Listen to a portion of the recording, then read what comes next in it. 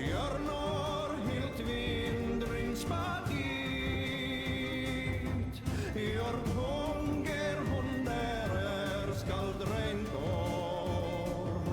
Regn om ström några er sist. Vår hjärt kallir vilt er är på se tunnor med klorna till. Vår borgar vävt vägs för kolonna ris och fyr samman vir står.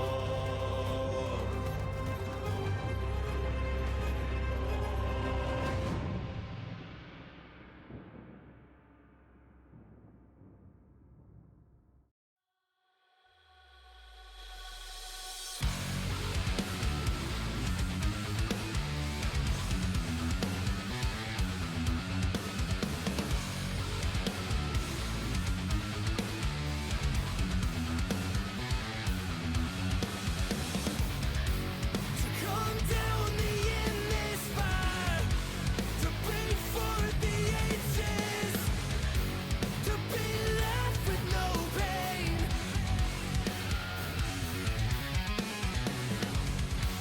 You'll see a vision's eye and give your body to the fire. It's true that you were born to die. So now we set your spirit free. Let the lifeless clear away. For we have come to save you from your pain. So let your voices scream. Powerless lifelines free from time.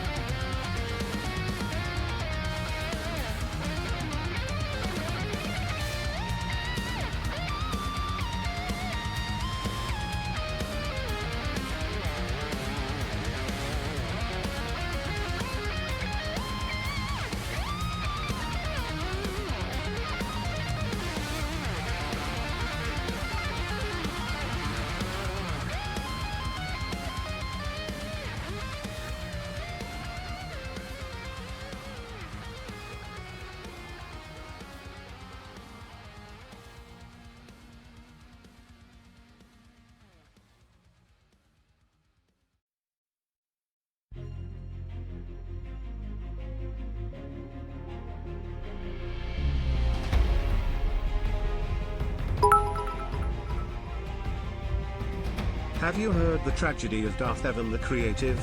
He thought he held the power, then orangutan. Ironic.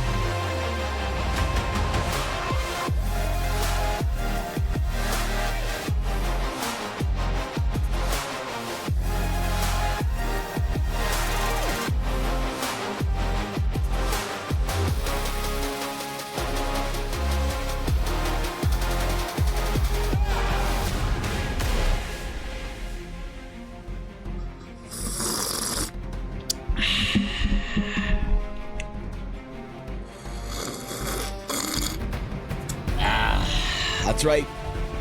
Long have we waited for the return. Many moons have passed. Months have gone by. Not a single request met. But today, I did say before the summer ends, I would do a request stream. As promised, today is that day. Will the requests be Pog champion? Will they need to peg a clap? I don't know. Honestly, I'm just hoping people request something other than fucking TDC Cheetos memes. So the bar is very low today, man. I'm not even gonna lie to you. The bar is it's on the ground. We just have to basically step over it. So good morning, guys. What's going on? Welcome back to the stream. Welcome back to the VOD for another fantastic day, for it is indeed Friday. The end of the week. The glorious end of the week. D&D day for many people. Not for me. I play D&D on Thursdays. I had... Man, what a game yesterday. I had... And I'm very proud of this. I had... a player death. That's right. Our bard didn't make it. Did not make it. It was very tragic. Did I intend for a player to die yesterday? No. Do I ever intend for a player to die? No. Did I think a player might die? Oh yeah. Oh yeah. Yeah, what they were fighting, oh yeah. Yeah, it could happen. Oof. Oof.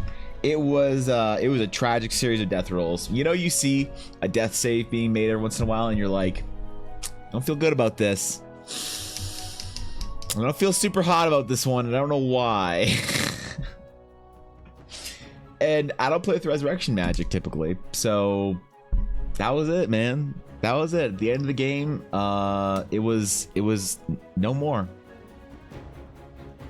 Roll a new character sheet, but I don't feel bad about it because I'm excited for the player. They get to roll a new character. They're excited.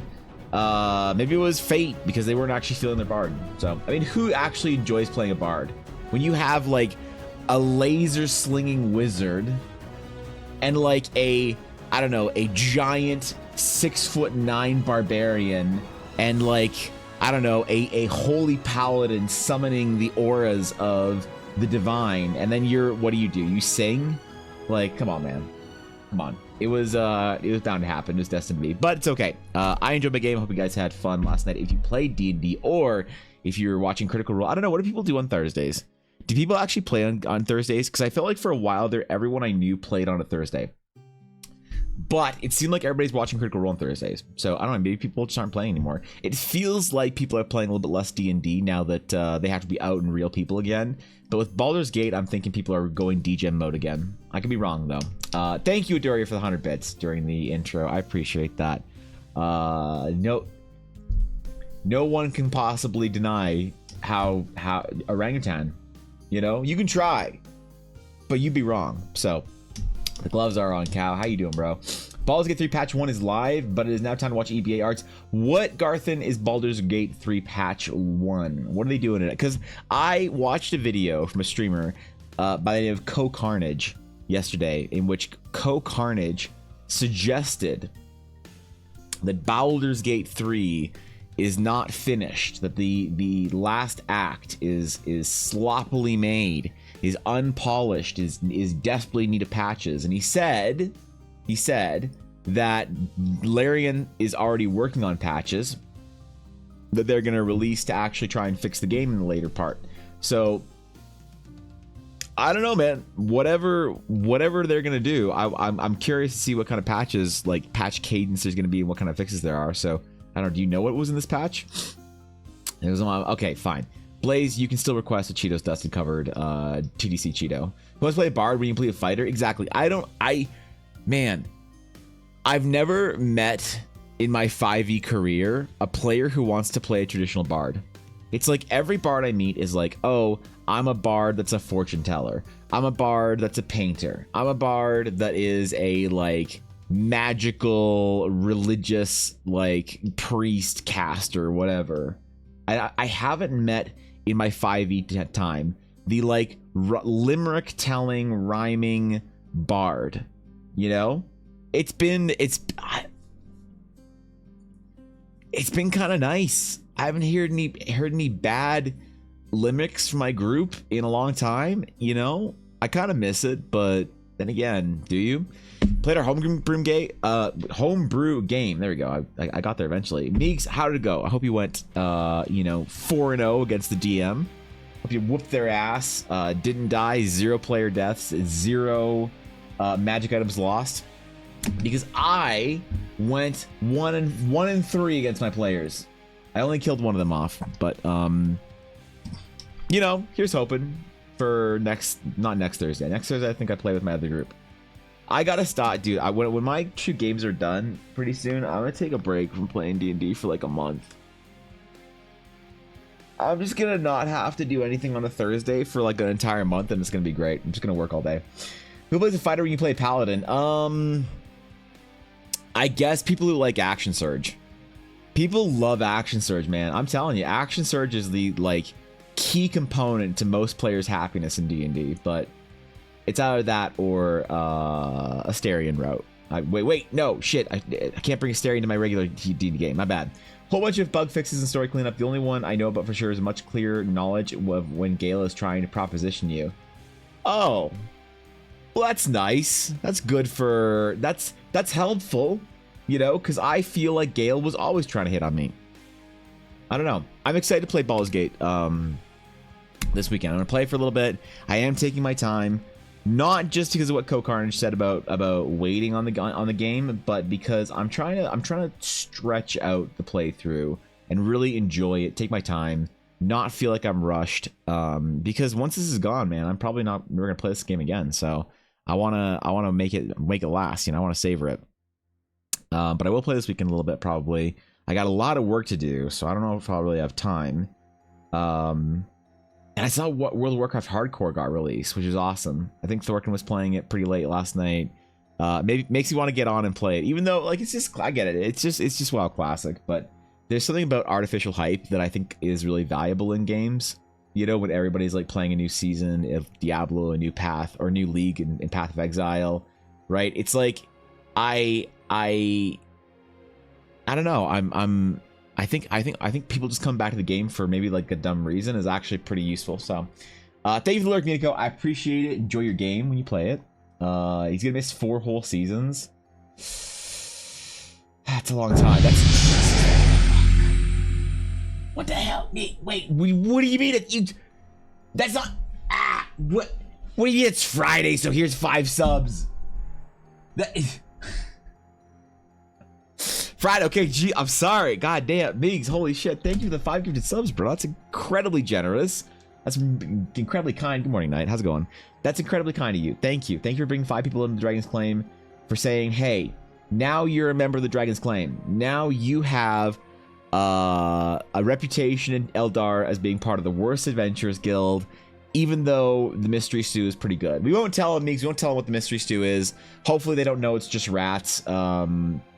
I don't know. We'll keep them out of the guild kitchen. Thank you, dude. Seriously, that's incredibly kind of you. Thank you for the 5 subs. That's damn, bro. I appreciate that. Thanks, Meeks. Thanks for I don't know. Damn, bro. You can whisper about it. Okay, yeah, you can whisper about it. You can tell them. You can tell them. You know, shh. It's actually rat. No, we're not gonna tell them it's rats. We're not gonna tell them it's rats. We're not gonna tell them it's rats. We're gonna say with me. We don't tell the new guild members the mystery stew is just rats. All right, that's our mantra for the day. So, thank you again, Meeks. That's incredibly kind of you, my friend. God damn, bro. All right, fuck, man, I don't deserve that shit. All right, well, now we have to have a good stream. Now we have to have a great stream and do some requests. And I did say today would be the return of Friday request streams. So, not like going forward, but I did say we do one here and there, now and then. And today, this week I woke up on Monday morning and I thought, you know what? This Friday is a request stream Friday. I just feel it. Rats, I we feel are it. the rats celebrating yet another birthday bash.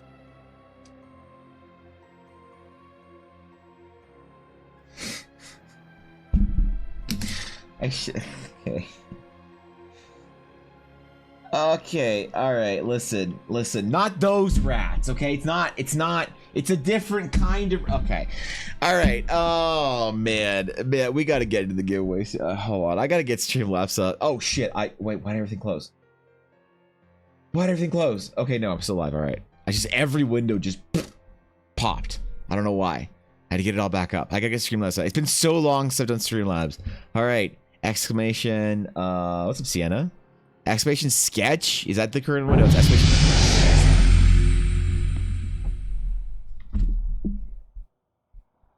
What do you mean? Dude, what the hell?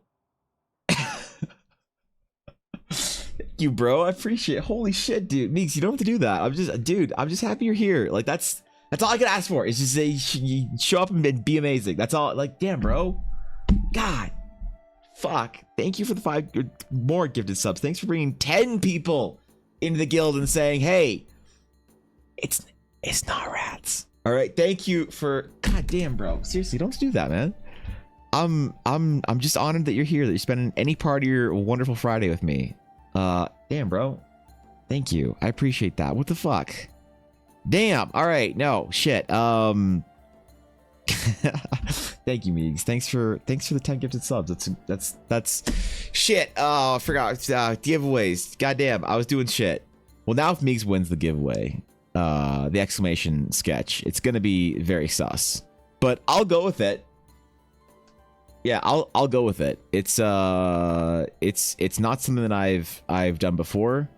I will never claim that microtransacting is the only way to win a sketch on Fridays, but what has history shown? Fiction sketch. Change that from dice to sketch. All right. I'm excited. Okay. I haven't teary-eyed. All right, relax. All right. The first exclamation sketch for only those who are here early. Did it work? This is active. There we go. Wait, not character portrait.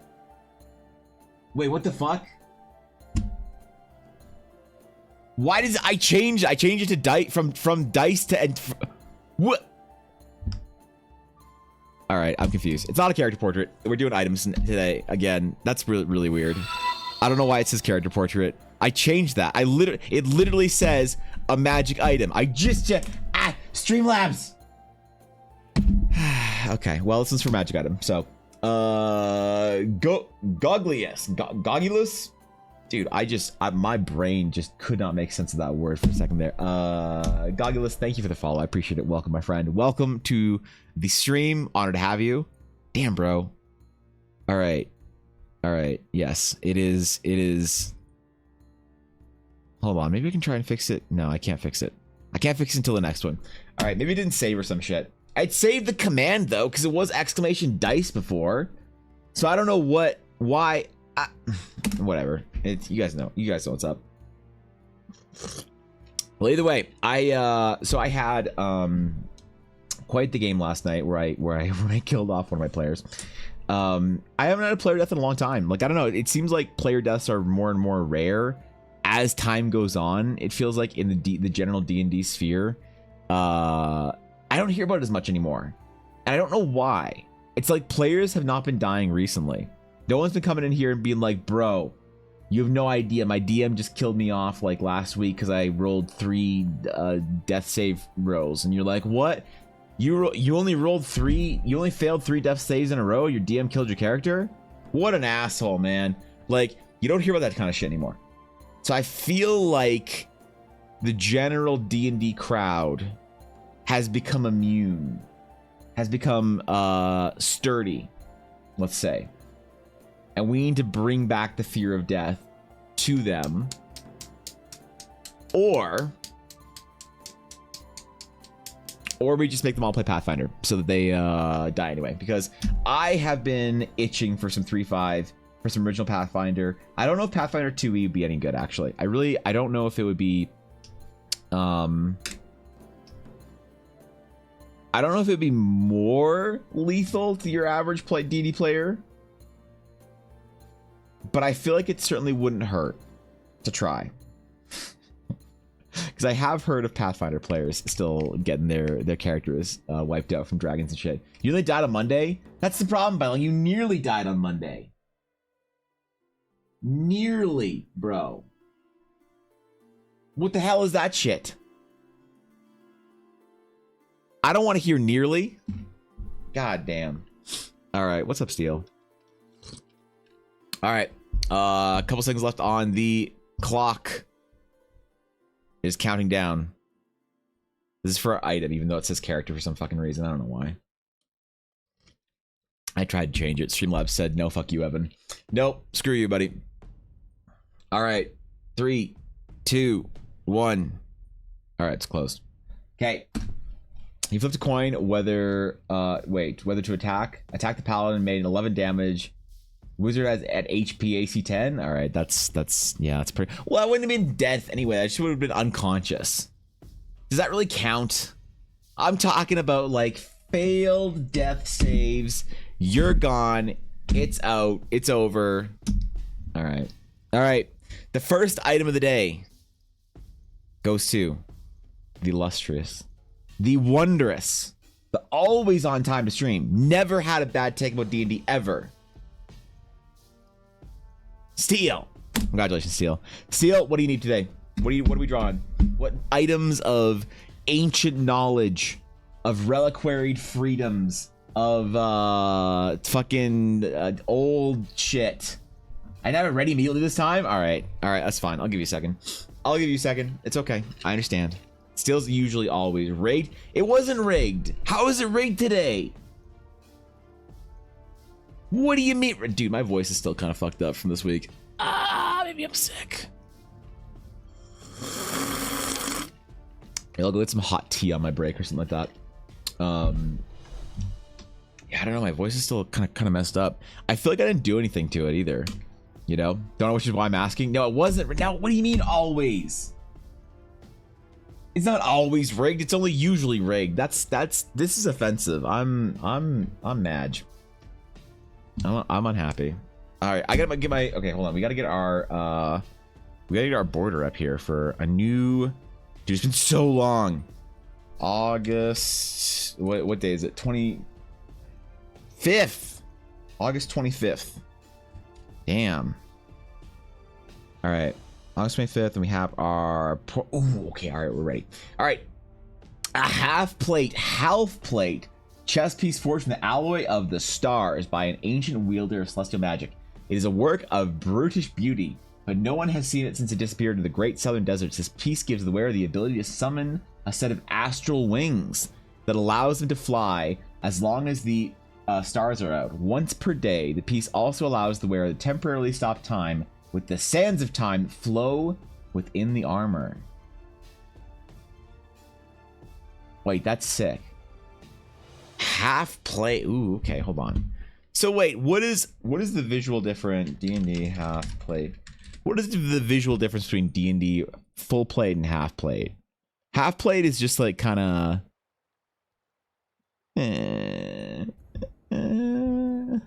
okay. All right. We can do something kind of cool here, I think. I'm feeling it. Half plate, so it's not going to be as meaty, as chunky as full plate. All right, I have an idea. This is a great idea, Steel. I love the concept. Let's grab a dark background here because we're going to do a cool glow on it, I feel like. I'm feeling it.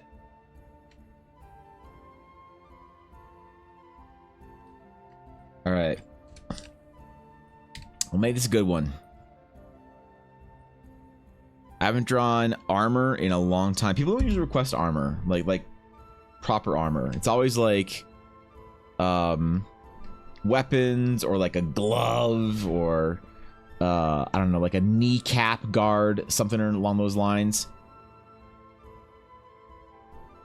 Very rarely is it ever like proper plate armor. Okay, so we're gonna do a sketch layer just to plan this out real quick.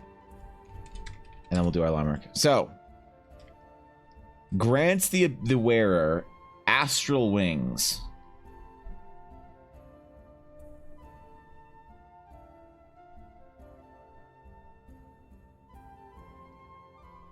So we're not going to do anything sort of...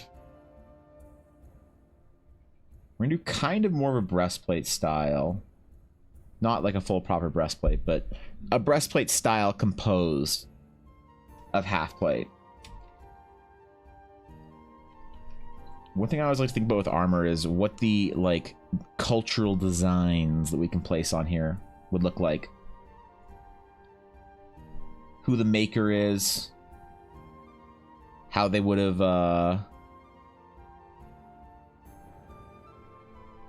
don't know, enchanted the armor. But I almost feel like armor is less common in D&D's magic items in general. I know it certainly is for me. I don't usually give my players like proper like full armor sets. It's always like, I don't know, a pauldron or something like that. Which maybe is a mistake. Maybe I should be giving my players full sets of armor more often. It is kind of cool. Like you get a new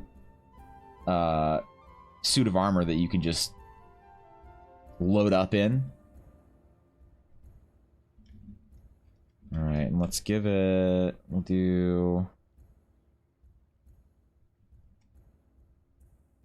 like a cool sort of design on the front with some glowing etched runes, as if the magical enchantment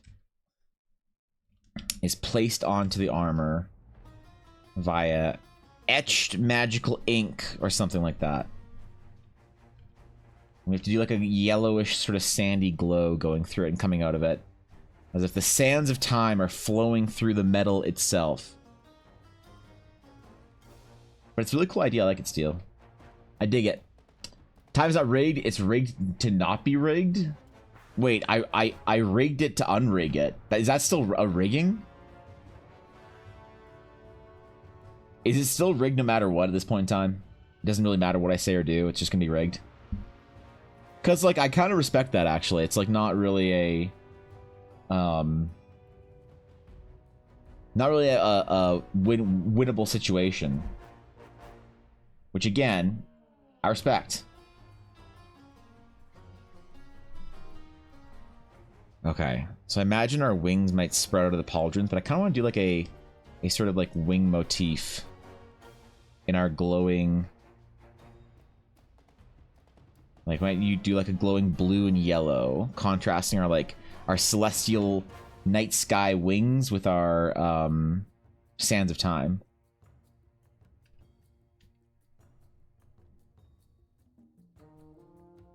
Probably only do a few requests today, so I need to make them a good effort every time. We're not going for any world records today.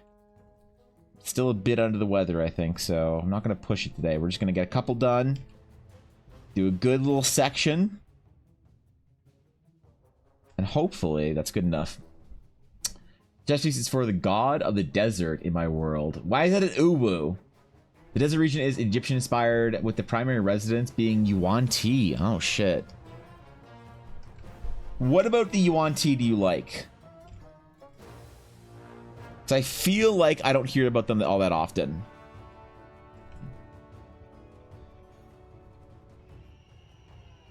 People don't tend to include them as much, you know? What's going on, Eldrail? Eldrail, we're doing requests today. And Steel requested a half-plate armor. So fulfill the request, the request we must.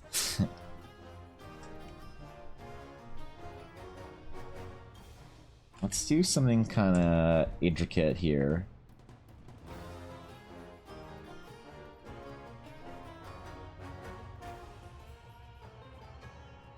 And maybe we'll actually put some rivets on this armor instead of forgetting like we did last time we did armor. That'd be great, wouldn't it? Not forgetting about the important, you know, communicating features of it being metal stuck to other metal. That'd be just fantastic. Did that happen this week? Maybe. Am I proud of it? Also maybe. Would I do it again? Maybe. Snake, Severus, Snake. Wait, what? Why? It wasn't Yuan Ti. What do you mean? He was just a snaky boy.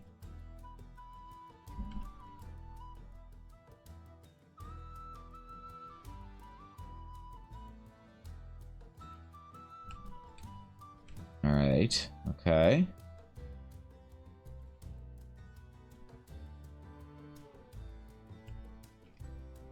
Kind of dig this. I love this brush for doing magic items. I'm so glad that I switched to something with texture in it. It saves so much time for me, and it looks so good for this style. It's working out. I'm happy. All right, leave me alone.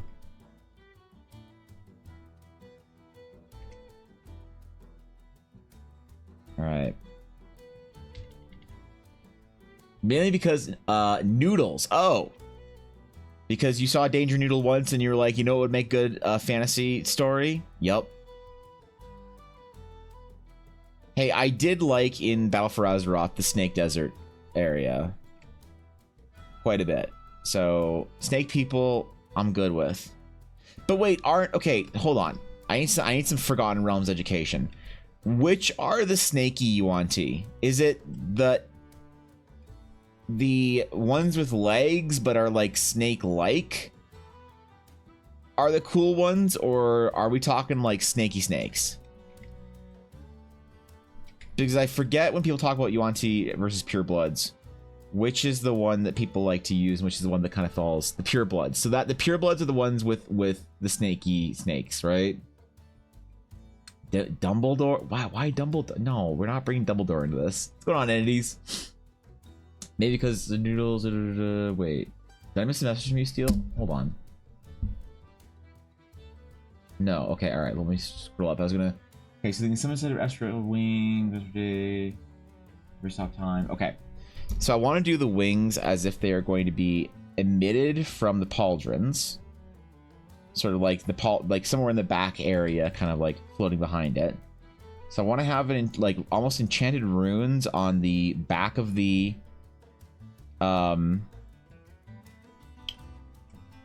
back of the armor.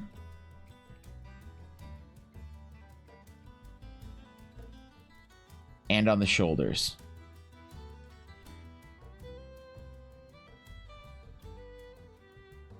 So let's see how far we can get here with that.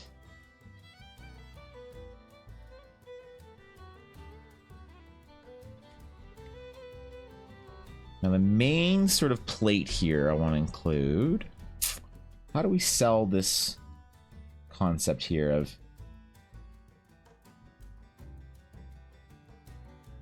like a rune enchanted plate on the armor itself?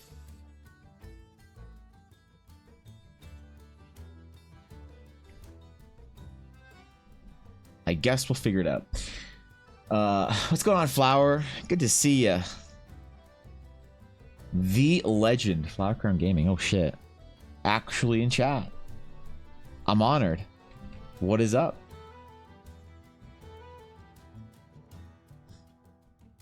Playable races, the Yuan-Ti purebloods. The Yuan-Ti abominations are the full snakes with arms. The Yuan-Ti have a caste system. The more snake like you are, the higher in the food chain.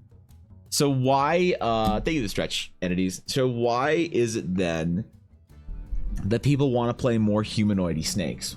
Like the couple of times that I've been requested to draw a Yuan-Ti, they've been very people-like and not very snake-like. It's been very, I don't know. It's been interesting to note, I suppose.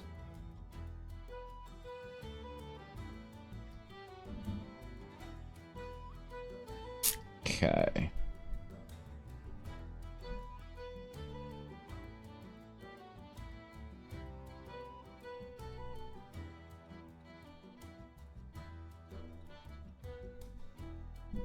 Do a little bit of hatching on this because we kind of want to merge the sketch style with the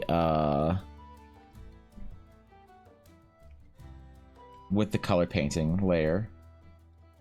Let's see how that looks. So we're gonna do a little bit of hatching on this, and I'm leaving like the center here for like basically for the glyph, the magic glyph, and that's about it. And then we'll do our Sands of Time effect on it after. Because it'd be hunted for the most parts, or in most parts of Faerun. Really? People like Vishkanya from Pathfinder. Oh yeah, the Vishkanya. Yeah, I remember that. There were two players that played in my last Pathfinder game as like snake people twins or whatever. It's kind of funny. Snake lights are considered monsters. They're deep into the cultness of the Yuan-Ti culture. And sacrifice things to become more snake-like. So you're not born more snake-like, you have to like become more snake-like. You just wake up one day and you decide, you know what, I'm not snake enough. Okay, I dig it. I don't mind it. That's pretty cool. As you want to see, I like my ability to slip into some snake speak, but I still look mostly human. Alright, that's fair. Yeah, that's fair, I guess. I understand.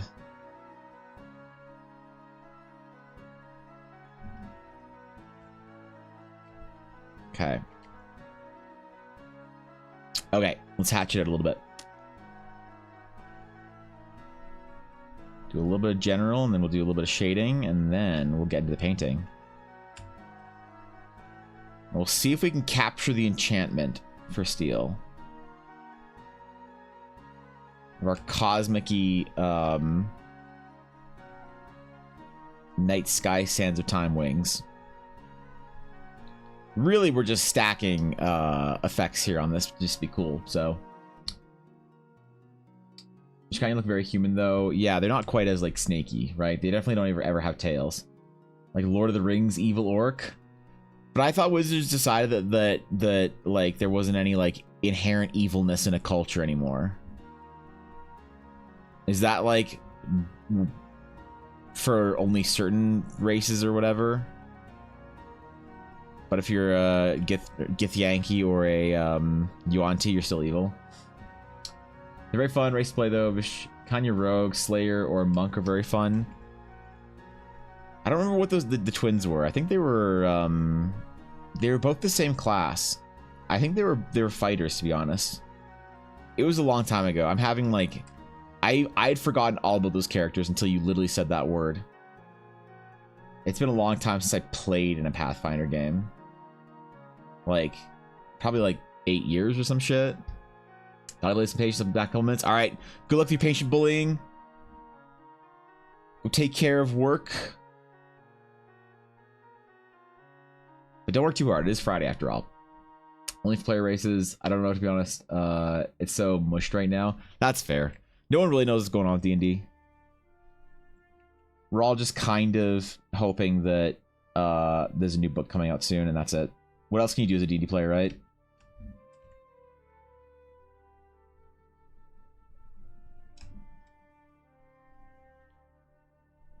Alright. Do a little bit more hatching. Just keep that sketch aesthetic, you know?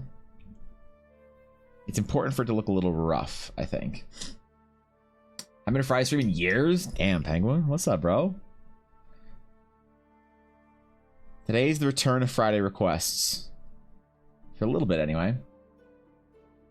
Bro, I felt like to blink a raffle, then ask him to draw a spoon. That's true. It has been a long time since you asked me to draw any sort of, like, kitchen utensils. So... And I didn't like, look, I didn't have any problems with it. I'm just saying, it's not common that I'm asked to draw kitchen utensils as weaponry. Nothing against it, I'll do it. But it makes them very memorable, I guess. Where that's good or bad, well, let you decide. You can be the judge. I mean, to run you through a Pathfinder game probably would be through Tailspire. Man, I wish I had time to play in a fucking game. Like, I've been thinking about telling my players that we're gonna take a break from the campaign so that I can go play in a game or something. But I don't know. I feel like they'd be butthurt. Would you personally be mad if your DM was like, "Hey guys, I'm taking a little bit of break from running in games for a bit so I can go play in a game. So I'll let you know when I'm like running the game again. It'll be a couple months." Or would you be like, yeah, fair? Because, like, I don't know, dude. I only have, like, 1 day a week that I can really play D&D on, you know?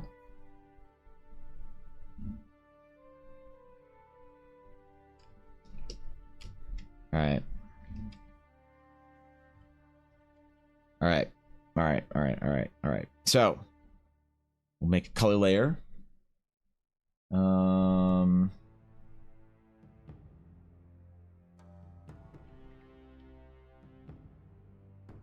Let's do like kind of a dark bluish steel for this.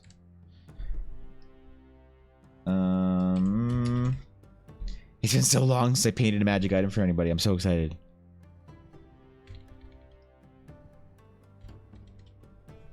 All right. And it's armor. I hope we do a little bit of everything today. Some weapons, some armor.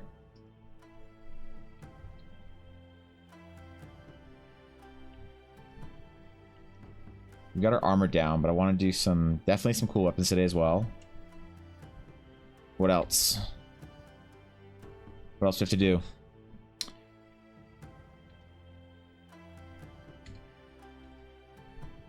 Definitely have to make this darker if we're going to be working darker.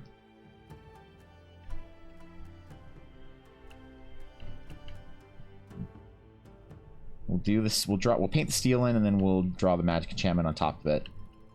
So start with a pretty safe piece of general kind of armor. Can I request chopsticks of Cheetos eating? You absolutely can if you win. I will draw it. Is a blue rarity item? Ah, yes. Ah, yes. That means it's rare. I've played World of Warcraft. I know what that means. Yep, Penguin knows. So all power to players playing good evil races, but can't say drow are good when they readily kill lots of people and enslave every surface person. Maybe you're the good drow though. Maybe you are the good drow though. Right? What about in Baldur's Gate? You have a good drow with you, right? Minthara, she's not that evil.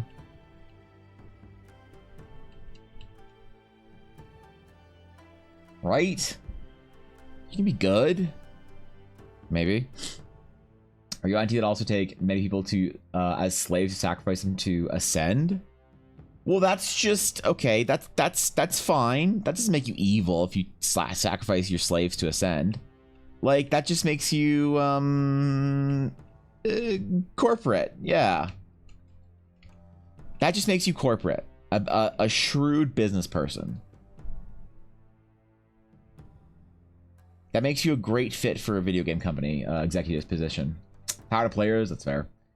Or you prefer Star Wars Saga Edition? Man, I kind of want to run a Star Wars Saga Edition game, actually. What era have you been running Saga Edition in, entities? I've been seriously contemplating running a legacy game for my friend Dashto and then Ella. Because we played a lot of Old Republic, but we never really played much Legacy as a group. I feel like it's been unexplored for too long. Who is still purely evil? Yeah, okay, alright, fair enough. Listen, she's trying her best. Can you, is there any, I wonder if there's any way in Baldur's Gate to actually save her as like a companion, but also be like good? You know? Like, I wonder if there is a way to have a good playthrough with her in your party. Or if you can, like, somehow convince her not to go raid Druid Grove. You ran with playing Star Wars... Wait, SWTOR to relax? When have you ever played SWTOR? Were you an old school SWTOR player, Guapo? I had no idea. I'm so impressed. And intrigued.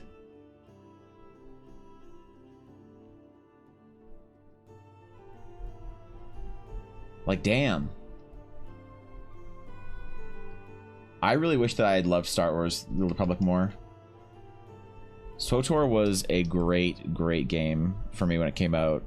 And then it immediately died. I never played it again. I don't know why. Legacy's interesting and probably next campaign. KOTOR 2 Old Republic era. Oh, okay. I mean, Old Republic is just so good for running Star Wars D&D in, right? It's just, it's so clean. It's so nice. It feels so good to run games in KOTOR.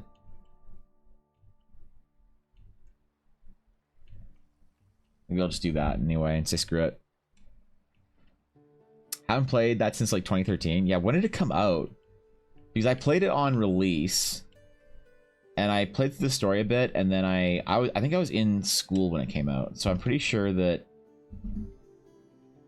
I like couldn't give it its full attention required for another MMO. But I have fond memories of it. Like, I don't want to go back and play it, you know, because I don't want to ruin the fondness of those memories. I want to keep them fond memories. I'm worried that if I go back, it won't be as good as I think it was. It's like why I don't want to go back and play old Mass Effect games, because I'm afraid they won't be as good as I remember. Because, like, you get used to games being better as time goes on. Nothing evil about Minthara, you're just not seeing things from her perspective. Oh, it's a perspective issue. That's what it is. From a certain point of view. Yeah.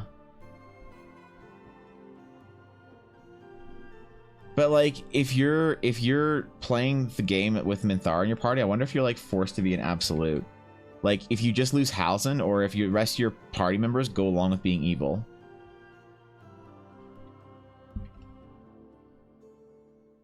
Because, like, it's pretty big ask for some of your good party companions to go kill the druids. I think. Actually, is it? Because aren't the druids kind of dicks? More a SWG very into it, but also did legacies on SWTOR. Doing a third now? Oh shit, okay. Wow, a Galaxies player, an actual in the wild Galaxies player. I didn't think any of you existed anymore. Holy shit.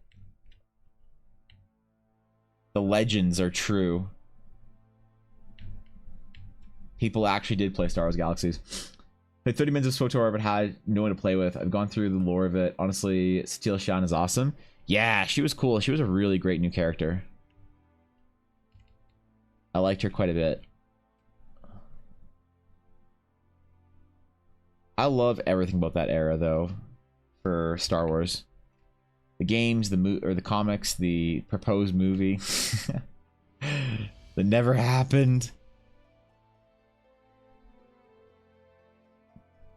Tragic. tragic, but alas.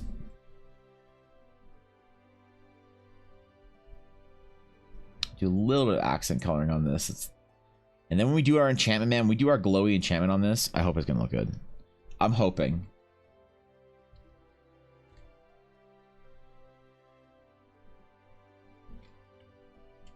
But I don't know. It might be fucking terrible. That's also a possibility. So never discount that. And when Steel gets back from bullying patients, we'll see. We still exist. We didn't die when we stopped playing. I'll tell a very inappropriate SWG story when we meet up. I was young and naive. Oh no. Okay. I mean, I probably know where the story's going. You're playing a dancer. You know, he had a lot of credits. We're not going to worry about it. KOTOR SWTOR gave me some of the most iconic Star Wars characters and villains. It's my favorite Star Wars era. 100%. Even more than, like, the movies. In Baldur's Gate 3, there's a spoiler thing going on with the Mage Druid lady. You can find out that by exploring the swamp and the jungle teleport. So, I can't do it for some reason. I don't have the quest for it. I know what you're talking about, but I don't have the quest for it. I went to the swamp first, and then I went and looked at her like locker or whatever, her foot locker after, and it doesn't give me a quest for it. So I don't know what's going on, but I know there's a quest you're supposed to be able to do with that, but I can't. It's not working for me.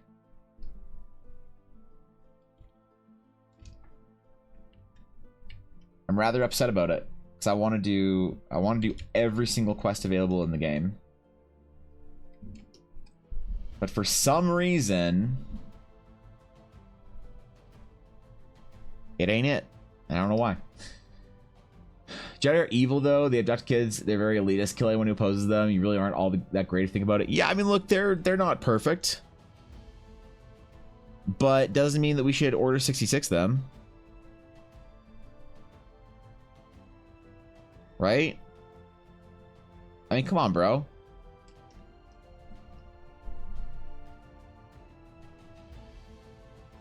Really gonna Order 66 them just because they abducted some kids? Like, come on, bro. I said in person? In person. Alright, fine. God. Jeez, my bad. Reign the Immortal Emperor, Steel, Mitra Surik, Darth Nihilus, and Kreia. Yeah, Kreia was a great villain. I'm glad you didn't say Valkorian. Because look, not all of Star Wars, The Old Republic was good. Some of it was a little monka. All right, we don't talk about some of it. We don't worry about that part. I've never played the expansions. I just heard how bad they were secondhand through Dashto. He was into it, man. He played the shit out of KOTOR. Or SWTOR, sorry.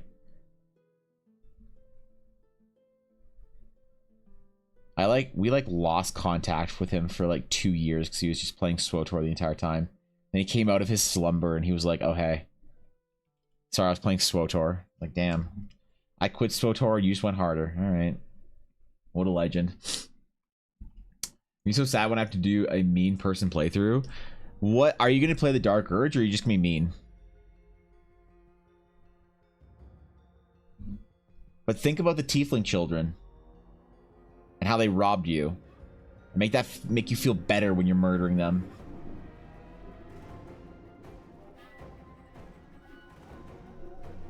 Yeah, let it fuel your hatred. Give in. Fulfill your destiny. Talk to the Tiefling leader after talking with the Druid lady before saving Halcyon. I don't remember. That's a release to hold on. I talked to the Tiefling leader after talking with the Druid lady, but before saving Halcyon. Yeah, I did. I would have. Yeah, 100%.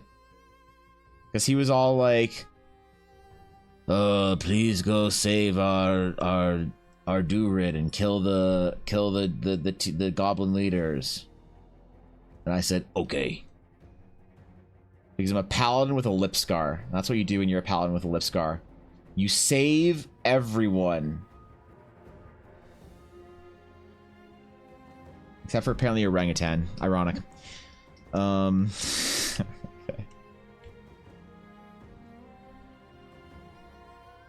These reflections, man. Look at this. Look at these shadows and these reflections. Ooh. It's so reflective. I'm so impressed.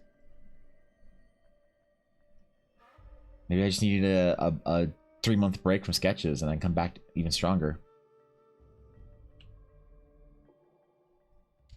I'm gonna paint so much this weekend, it's not even funny. I'm gonna do so many studies.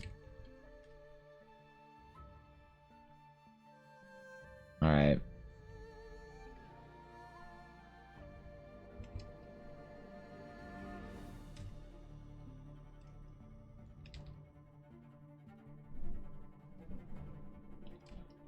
Okay. Put some color in here, and then we'll slap our enchantment on it. Because this is an important item, man. This is the first time we've done it in a long time, right? How exciting. Oh, shit. Yo, Phoenix. The legendary Phoenix Owaki. Yo, what is up, brother? How's it going? Good to see you. Thanks to the raid. What's going on? How is the game? How is chilling? What were y'all doing? How are the adventures? Yo, if you guys aren't following Phoenix Owaki, if you aren't following the legendary Phoenix Owaki, I highly recommend you do so. Phoenix is by far one of the greatest that we have on here on this platform. One of the most legendary. And it's an honor to always be in any stream, but especially to get rated. So, thanks, dude. I appreciate it. Go follow Phoenix. You won't regret it. Best GM, best memes, dankest. No. Phoenix is great. Go follow Phoenix. Does recommend. Evan Blair endorsed. If I was Commander Shepard and Phoenix was a shop on the Citadel, well, you know the rest. So, exclamation stealth. I don't have a command for that, Lily. Holy shit, I should have a command for exclamation stealth. Why don't I have a command for exclamation stealth? That should be the secret alert command. Well, thank you for the stealth. I appreciate it. You guys got here just in time for us to return the legendary return of Friday sketch requests. So the first request was by Steel. Steel won the first roll for an enchanted armor, half plate, that could sprout celestial wings at night. And also coursed with power from the sands of time. Or some nerd shit. I don't know. I wasn't paying attention. I bet it sounded cool to Steel, but, you know. Some like D&D stuff, you know. Good to see it. Likewise, my friend. Always an honor. Alright. Alright. Let's place our enchantment on here. I think we got enough of a base here. So, we're going to do our enchantment on a new layer. We're going to etch these, like, blue sigils in. It's either going to be amazing or mediocre.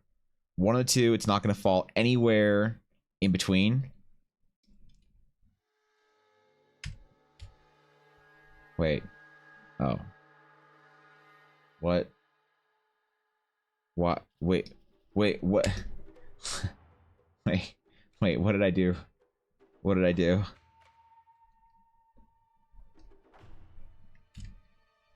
Why isn't it? Well, okay, there we go. That was super weird. My brush just didn't know what to do. Okay. Do outer glow. Okay. We're gonna make our enchantment sort of a cool blue. Oh yeah. Oh yeah. All right. So we got wingy wings. This is enchantment. I'm imagining is like etched into the armor. Like it was a base of armor that was you know, a finely well-crafted, well-made example of wherever this is made. And our wings were etched in by some kind of an enchanter. some special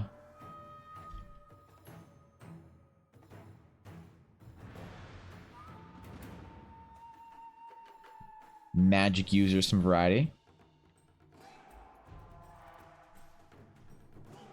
So whilst the wings are sprouted, the armor would glow with this magic sort of property. Manual rolled a 5, at least I'm honest. I mean, look. That's all you can ask for. Everybody's always using D&D Beyond and shit like that. I appreciate when players roll their dice manually. Especially when they're honest about it. Because let's face it, you have every opportunity to... You could have told me you rolled a nat 20 and I would have believed you. You could have told me you rolled a nat 30 and I would have believed you. That's just the way it is. Anyone have Tailspire? I don't know a ton of people that have Tailspire, but I think some people recently were talking about it. I don't remember who, but somebody recently got into it. Tailspire seems really cool to me, but I don't know if I'm smart enough to use it. I feel like I'm not even smart enough to use Foundry, so there's that issue too. It's tightened up a little bit. There we go. There we go. And now...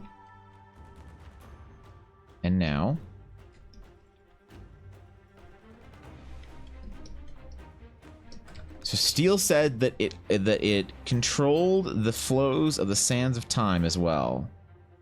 We have to do some sort of like... I don't know. How do we glow the sands of time? What does that even look like? I think what we'll do is just put a sort of enchanted buzz on it and see what happens. So we'll give this an outer glow as well, and we'll make it our sandy orange.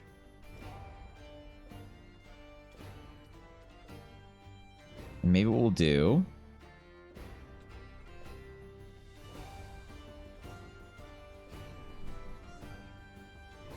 is we'll just sort of place some extra glow in around where the connections are, as if the sands of time are sort of fluttering out of the armor. I don't know, man. It's some nerd shit. Ask Steel, not me.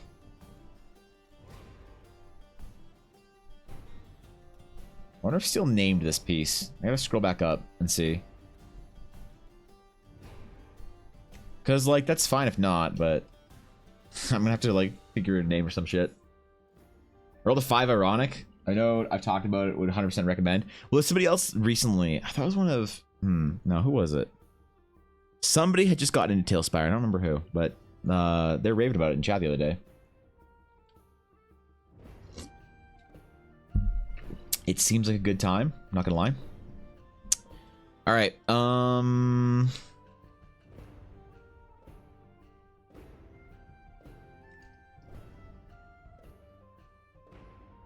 let's do a little... There we go. A little frame around it for Steel.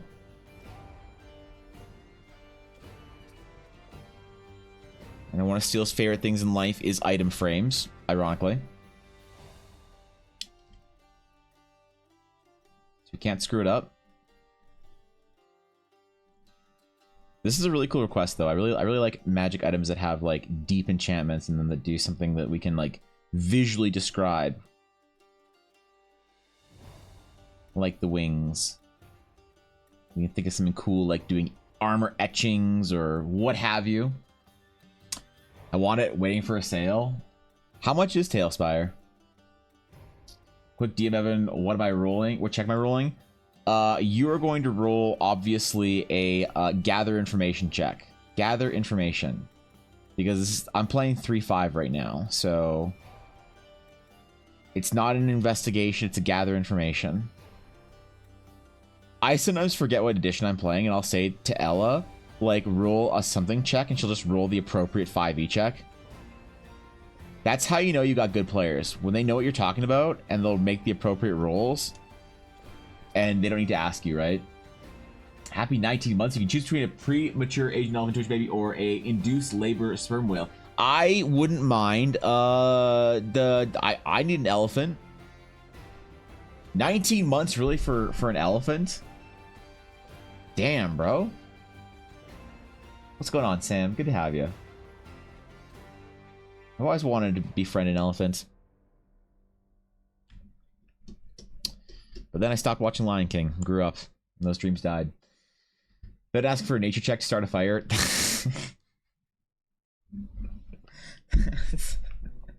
Yeah, okay. It's fair. Fair. 15. Alright, you pass. You gather your information. I just say Ignis to do that. Oh. I'm gonna have players starting to say Ignis in my games, aren't they? Every time they firebolt. Well, wait, does firebolt actually have a verbal component to it? I didn't think it did. I don't know why. I thought the firebolt didn't have a verbal component to it. Obviously it does. Why did I think that? Why was I wrong? I'm new to D&D, sorry. You'll have to give me a, give me a pass here. Elephant friend would be cool and useful. What useful? I just want it to be cool. I just want an elephant to I don't know, like shake its hand, shake its trunk, and walk around with it and be like, yo.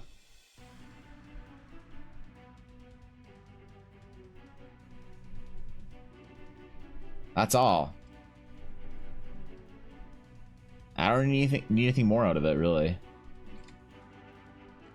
Alright. Sands of Time, Celestial Wings, only at night. What number is this? Holy shit, we gotta go back into the last sketches we did. 412. So this is gonna be 413. 413. Holy shit.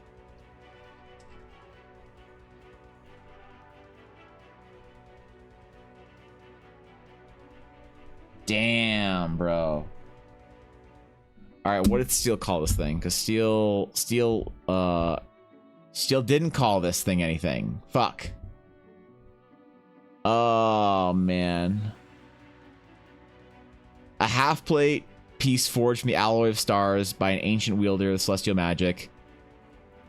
Its work is a brutish beauty, since no one has seen it disappeared into the great southern deserts. Alright, so... Oh, man.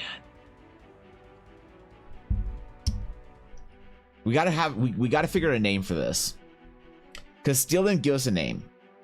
So we need to like...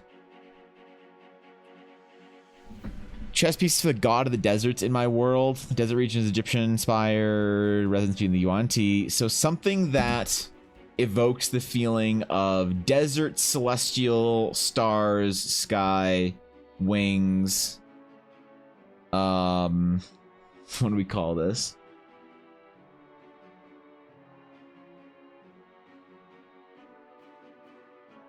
Oh, right. Hold on. Maybe we will call it... Forgot the purple I was going to do in here as well. I forgore. I'm glad I remembered.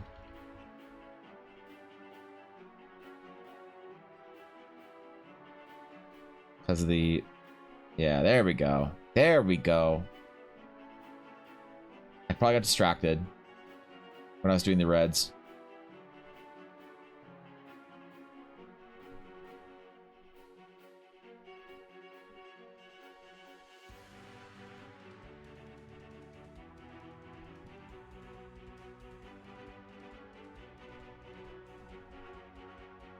We're going to do some little twinkling dots in it through our little purple section here.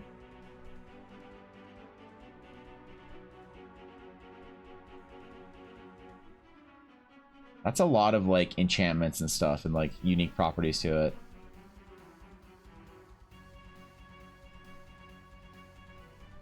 Because like armor that can control the sands of time or armor that can sprout wings, either or is a vibe. Plate of Horus? I don't want to do like a specific god, like a specific Egyptian god though, right? Because it's Egyptian inspired, but still probably has different names for the gods. So I don't want to like name a god. So I need like something like, I don't know, like Dream Plate of the Ancient Spellfire Magi, right? Some real nerdy ass shit like that. Sands of Time. Or we could just call it Lorem Ipsum. Agathis? No, we're not doing Agathis. Stop. Stop! Arthur, you need to uninstall Baldur's Gate for like 2 days.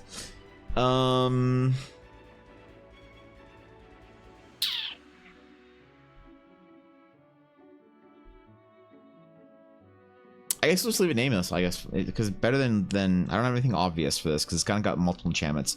So we will leave it for Steel to crappily scratch in with MS Paint a new name.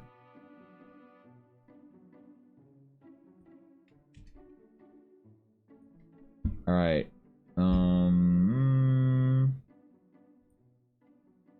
Discord. Sketchbook. There we go. So 413 on or 4. We're not saying unnamed. Steel. There we are. Boom. Sands of Time. Celestial armor. Hope Steel likes it. So I had to request it and then dash off to do important doctory things or whatever. I don't know, man. Some hospital shit. All right. Celestial Sands? That would have helped 5 minutes ago. Fuck. Damn it. That would have been good. Rasterize. Rasterize. We're going to merge this down. So we have one color layer. Color. And there we go. All right. Complete. Complete. A Friday request sketch. There we go. Number 2.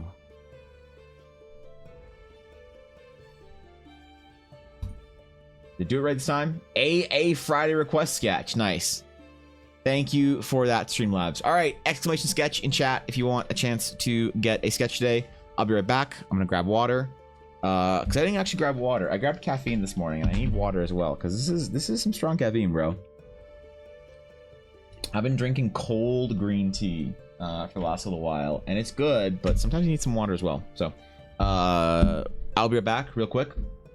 No, I'm not even gone. You can't revolt while I'm still here. I mean, you can't. Alright, I respect it. That's a power move. Okay, BB.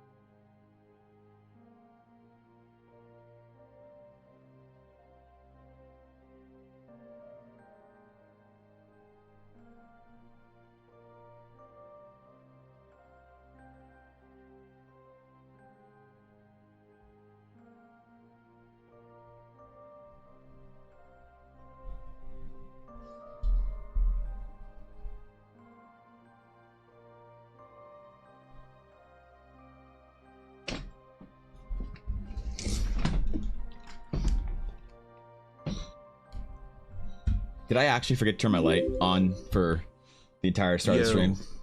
Oh, that's better. Oh, hey, yo, Elysium, holy shit, bro. Thanks for the 23 months. Dude, that's like almost 2 years. What the fuck? Holy shit. Thank you, Elysium. I appreciate the support. Thank you, dude. Damn. All right. All right. The entries are closed. The winner of request number 2 is the illustrious, the never late to a stream, always TPKs their party. And that is Cow Two-Face. Cal, what are we drawing for you today? What are we drawing? What items of ancient power would you like to summon into reality? What mystical creations, keeps and towers and dungeons could not contain the power of this item? I like the armor. Excellent. I'm glad you like to steal. I didn't have a name for it, so I just left it unnamed for you.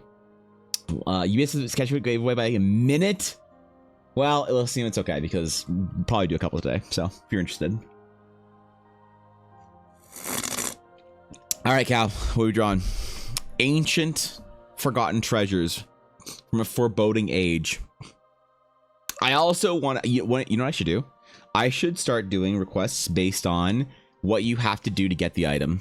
Like, you have to solve like some kind of a puzzle and defeat some guardians to then like find yourself in, I don't know, like a pocket dimension realm, which you have to like piece together like shards of an ancient staff to summon a portal to the other side to then like, you know, climb a staircase and defeat traps or some shit, you know? And then you get to get the item or something, like, you know? Love your work on Instagram. Oh shit, thank you, dude. I appreciate that. Thank you. That is very kind of you. I'm always honored when anybody checks out my artwork. So thank you. Cheers. Thanks, Lily.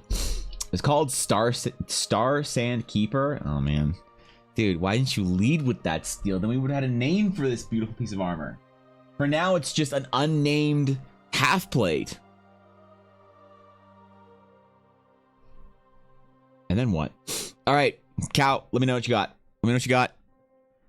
If you're at least here, because if not, then I'll have to re-roll it. I'll give you like a minute, and yeah, hopefully you're here. I don't know.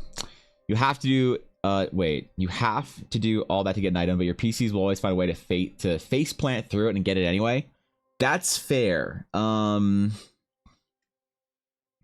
once had this like elaborate series of traps and challenges for a special kyber crystal in one of my Star Wars D&D games. Okay. And it was like on this like far pedestal in this like ice cave with all these like ancient Jedi sort of like riddles and traps and stuff like that. And it was all this, I don't know, it was this whole thing. And the players are trying to discuss how to go about these traps and, oh, what if we like destroy this and then melt that and then we could do this and then, you know, do this in the cave or whatever. And after like 25 minutes, the Jedi was just like, can I use the Force to grab the kyber crystal and pull it to me? And I thought about it.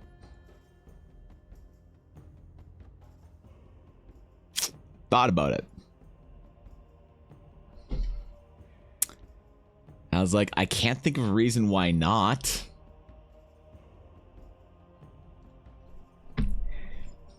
You know, because here's the thing.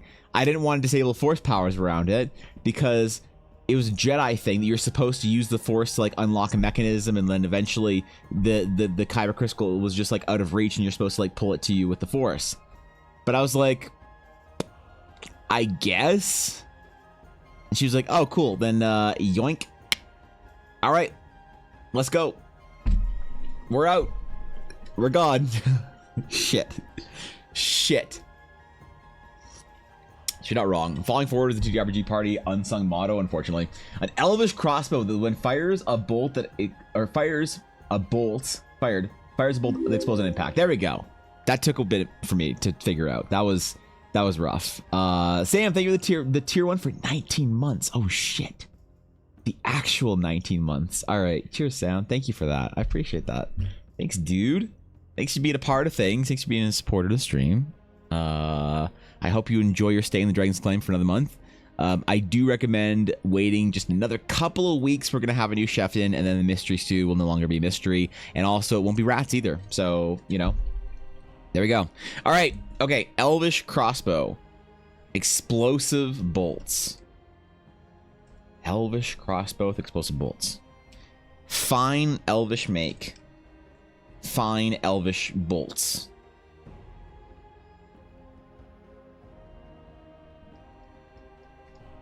All right. All right, I'm ready. I'm ready.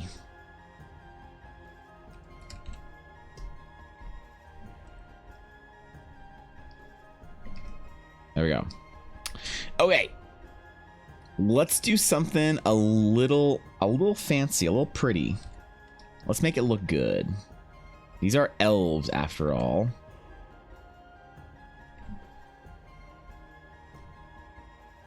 They don't make brutish crossbows made with few amounts of care and decency for the crafting, I don't know, spirit.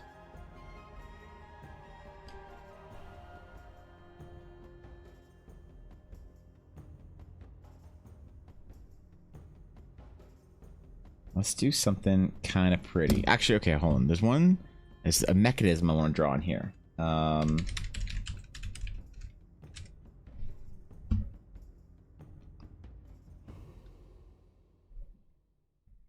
Where is it?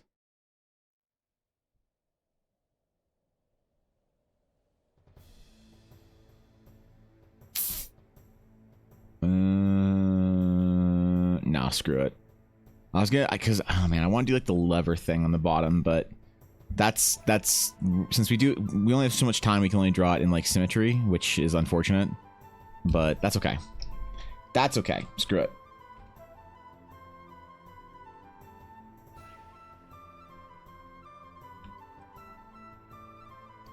We will do our best regardless.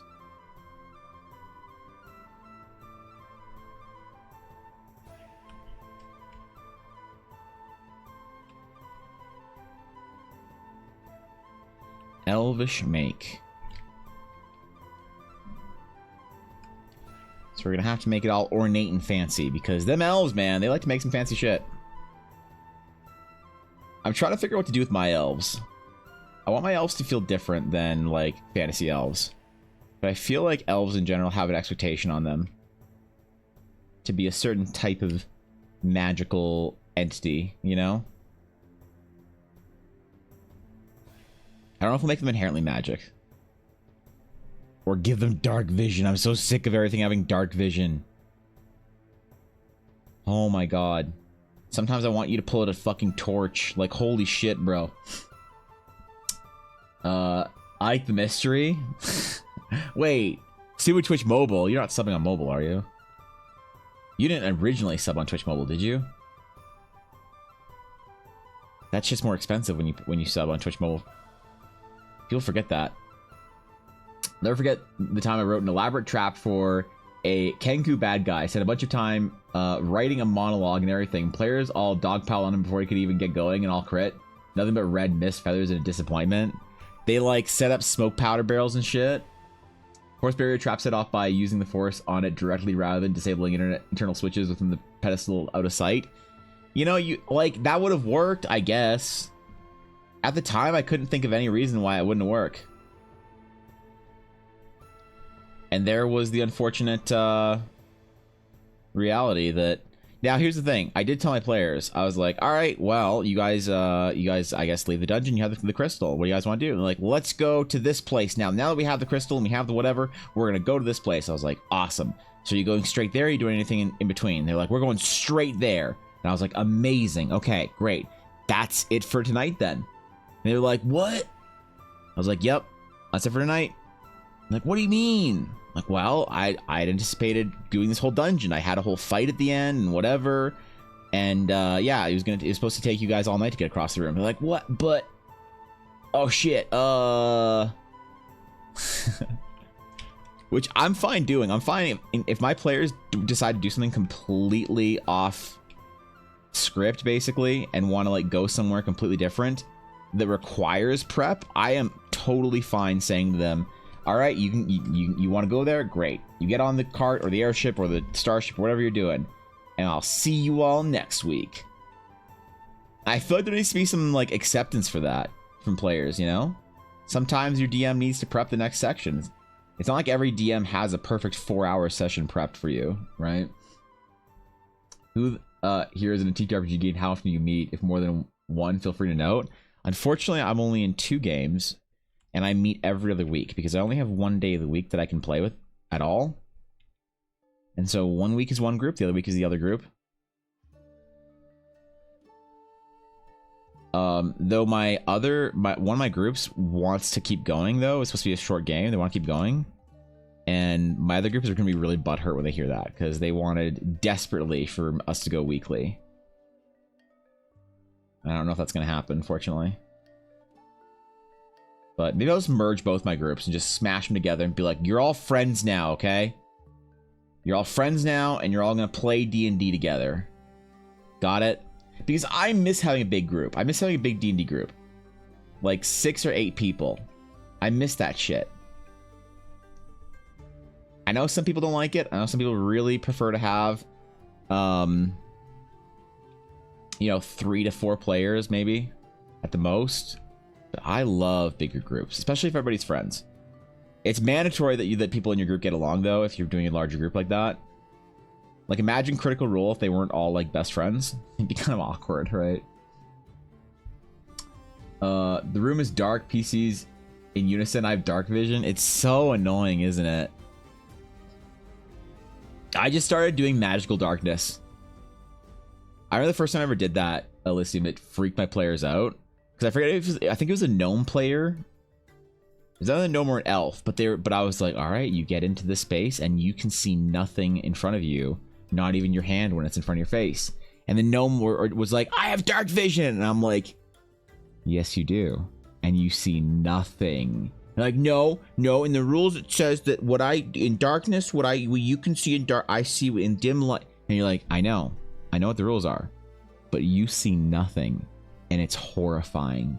For the first time, true darkness wraps around your soul.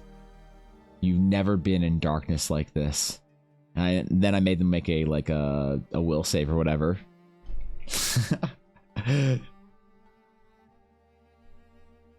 Magical darkness. That's what you gotta do. That's how we fix it. What's the biggest group you ever played with?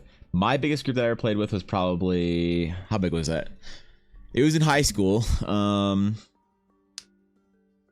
Ashley, Mary, Carolyn. John, Ryan. Okay. Probably 9 players? 9 or 10? Around there? And it was fine, though. It was great. I had no problems with it. It was fantastic to run for a big group like that. Combat didn't take too long.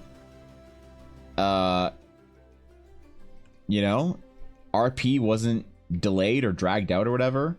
People got to all do what they wanted. And it was great because some players were like really invested and involved in what was going on at the time, and other players were just like sitting back and watching or playing on their DS and just chilling. Like it worked because everyone was very respectful and excited to like listen to everyone else. This is why okay. So if somebody tells you a shitty D&D story, you generally don't care, right? It's like whatever D&D story, like this was a cruel lesson for me, but whatever cool thing happened in my D&D game, I had to realize at a certain point in time wasn't cool unless you were there. All right, so a story really needs to have like been something monumental to be a cool D&D story. All right, so what does this mean?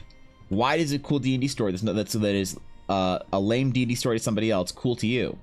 Well, either you were there and part of it and it was fun because it was relevant to you, or you saw your friends doing cool stuff and that made more it made more of the moment special because your friends were being cool and heroic and you love your friends. So that's what, you know, there you go. So in a large group, if you aren't able to enjoy watching your friends RP, then it's not going to work out. So unfortunately, I think that you have to be really good friends with everybody in a group eventually, you don't have to be like, you don't have to start off as best friends, but you have to like everyone in your group and be willing to like give them all a chance to be the guy, you know, because everybody in D&D wants to be the guy for a little bit. And you have to give all your players an opportunity for that. And then if you're a player, you have to highlight and help your other, you know, fellow friends and players go be the guy. And so it works out if you have a large group that all gets to know each other and gets along. I originally slept on Twitch Mobile, just watching it from it now because I didn't bring a laptop on holiday. You're on holiday right now? Oh shit. Where are you at, Sam? Are you on some beach? Are you in some like fancy club in Monaco? Are you like in like a tower in Dubai or some shit? I don't know what fancy executives like you do for a vacation, but running 2 games, my husband runs 2 games. 3 of them are generally played once a week with some misses because we're all in our 30s and have kids. My Jade Regent game is played once a month if we're lucky. Oh, damn. Jade Regent, that's the Pathfinder adventure path, right? If I'm not mistaken. Because I ran Jade Regent for my... It was Jade Regent, right? I'm not crazy, am I? I mean, look, I might be crazy, but not about this at the very least.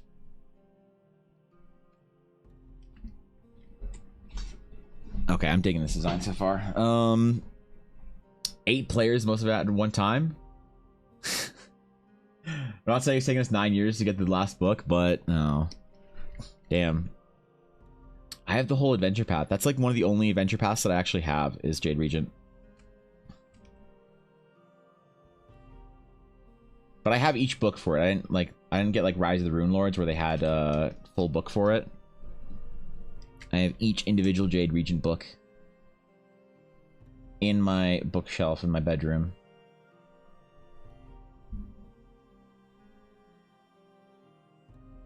Which is where I keep all my D&D books now because we don't play in person. So, hey, it works out. 3 games that I run bi-weekly, some are occasionally hiatus due to scheduling. I'm playing 2 bi-weekly, all in person, bar 1 online. How do you, where do you meet for, holy shit, all in person? I'm so impressed. That's a grand. I'm in Cornwall, just back from dolphin watching. What the fuck is a Cornwall? What? Hold on. Cornwall.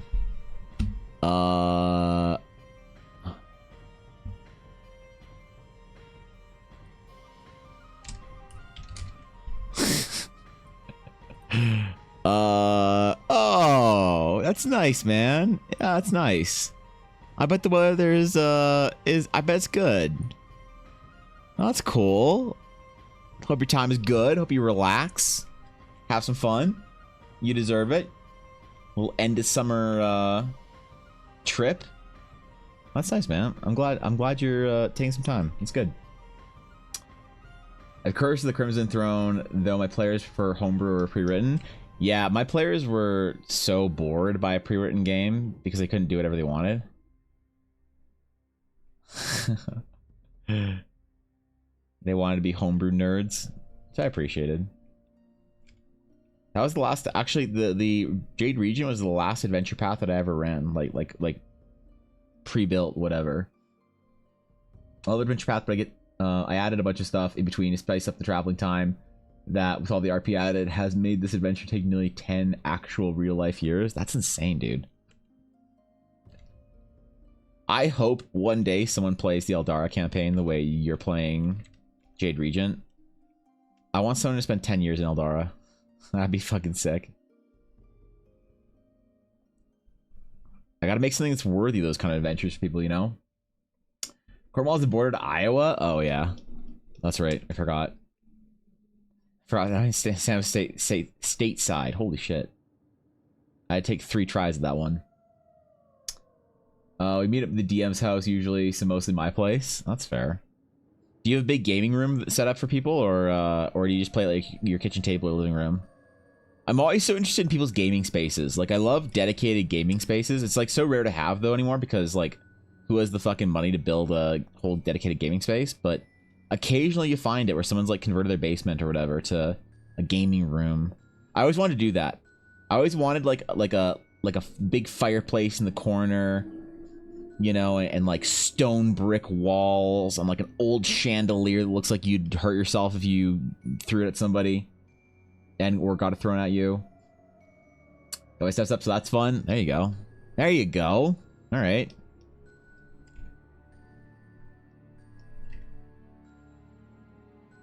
Hell yeah.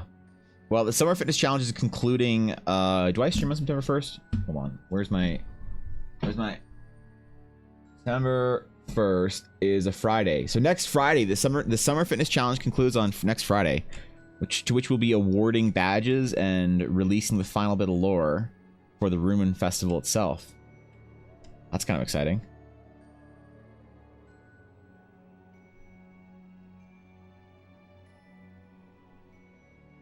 We'll see who actually made their step challenge this summer. Iowa is indeed the giant wall of corn. Is Iowa like if Game of Thrones was like the Night Walkers lived in a land of corn instead of like a frozen wasteland? Damn, I had no idea, bro. Biggest group of ran is 5 players. 5 players. That's. I mean, look, that is actually still pretty big depending on the players. The biggest game I've ever ran, though, like when I say 9 players, I'm thinking about campaign. The biggest singular game I ever ran was like 15 players. And it was when I was working at the game store. That was fun. Okay, we're gonna do our little explosive energy thingy in here.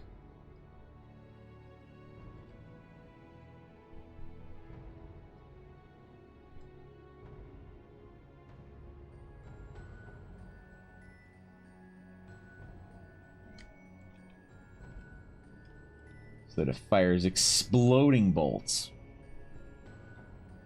instead of just the regular type.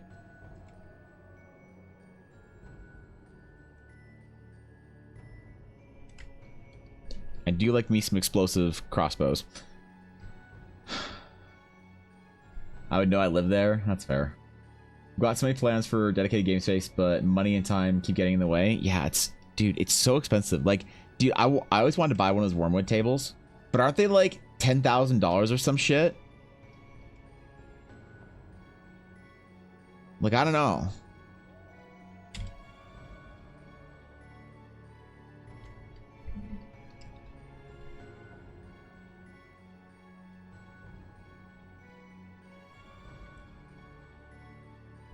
Select, modify, contract. We'll buy 1. Oops, there we go.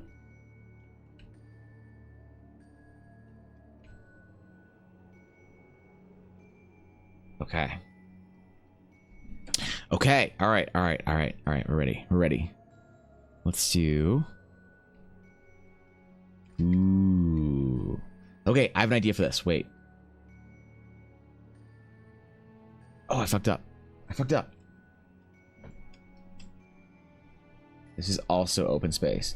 We're gonna have our explosive enchantment in here so that it like enchants the arrows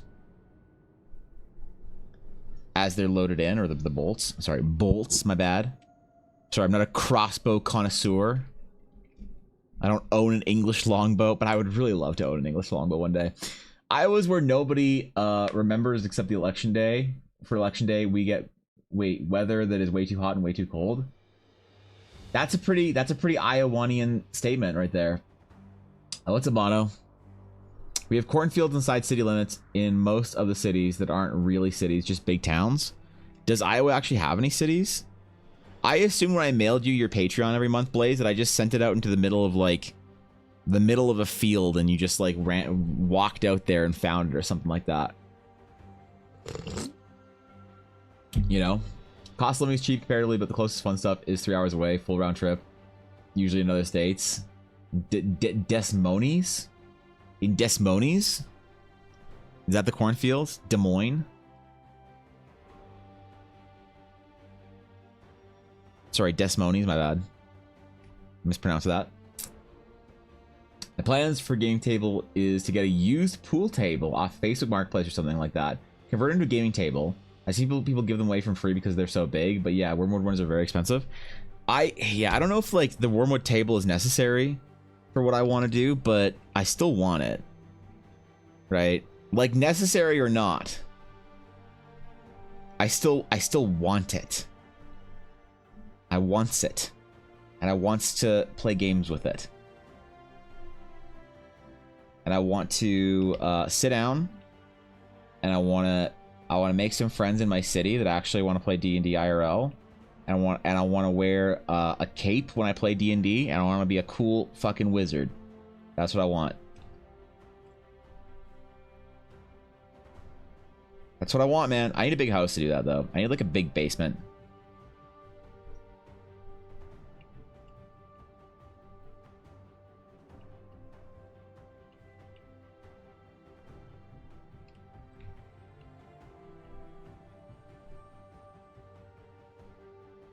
All right.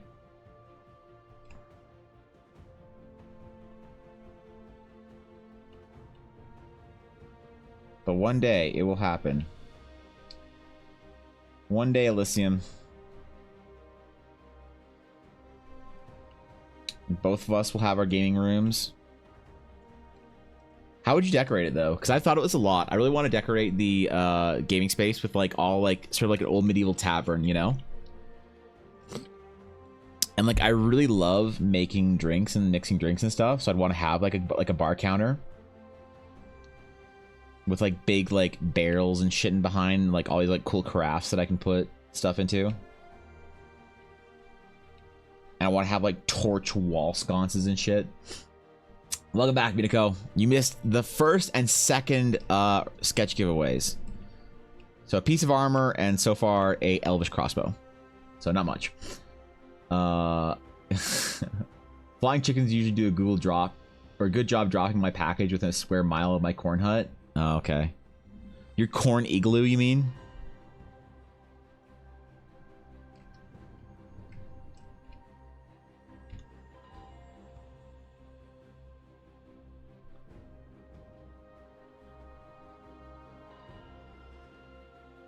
Ooh, wood grain. I'm so impressed. Man cave, no gaming cave. Man, God. I want a gaming room. So bad. And I want to do like this Baroque painting and put it up. It's like oil painting of like Ella Blackwood. Like she's some like house noble or whatever. Put it up and right above the fireplace. Skull goblets for the bar. Oh yeah. Oh yeah, dude. Yeah, come on. Right? You know what's up. I want that nerd room. That's the dream. One day.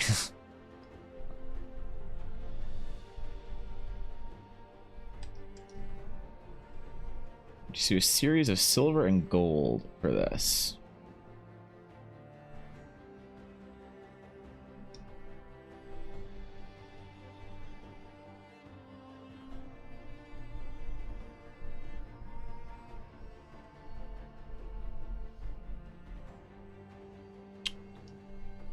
I kind of like this actually. This is cool.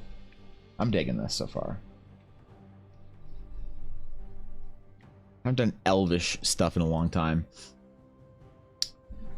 I'm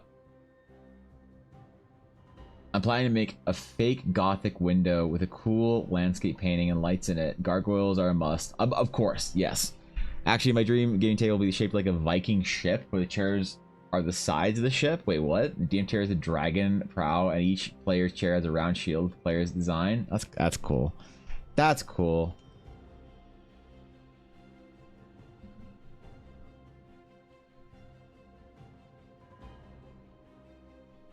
That's dope.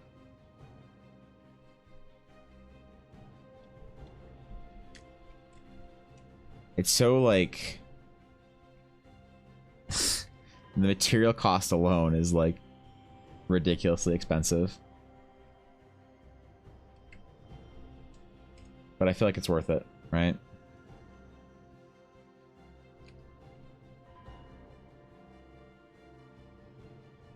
Let's desaturate this a little bit.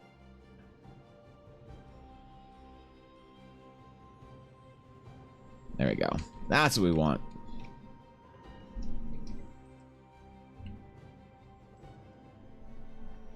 I don't know if Blaze has chat up entities. I think Blaze is at work, so usually he has to like dip or whatever, or bounce pretty quick.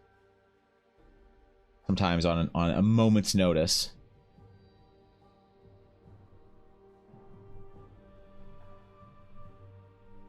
You're at work too? Wait, is everybody just at work? I'm thinking about streaming the evenings occasionally. Like, I've been thinking about legitimately moving 2 of my streams a week to the evenings. That would make it difficult for the EU TDC members to be here, but I think it might be kind of easier for a lot of people. Just Iowa things, that's fair. You're supposed to be at work? Oh, shit. At least you're supposed to be at work, my bad.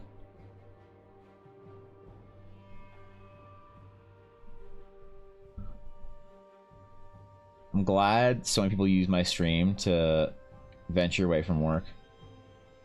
There's so many people though that had to like stop coming to stream because their job went back from like remote to in office. I feel so bad. It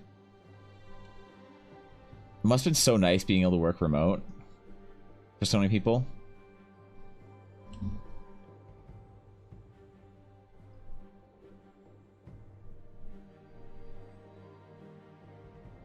And then one day you're expected to go back to an office.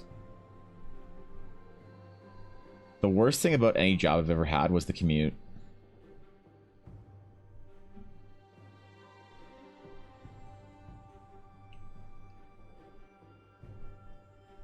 I always wanted to live somewhere close to like a game studio and work there.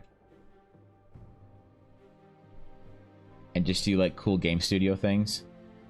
And then have like a 5-minute commute. Like, I always looked at my friend who works on the Warcraft team in Blizzard, and he lives like really close to the Blizzard office, and it's like all the people that I know that lived at Blizzard or that worked at Blizzard all lived like in Irvine, and it was all like a pretty quick commute to go to work every day. And it seems so nice, you know, if you like live and work in the same like small little area or city, and but it's like, you know, decent place to live as well. It isn't like a, I don't know, industrial wasteland or some shit. Like some studios are built in. It seems so high quality of life, you know? It was like the dream in mind for the longest time. We're going to school, so it's back to work for me. Sad days. Oh, no. Oh, the semester's in. Soon, anyway. In a couple days, at least, for where I live. Still work remote. Still in pajamas. That's... There you go. Hell yeah. That's sick. I dig it.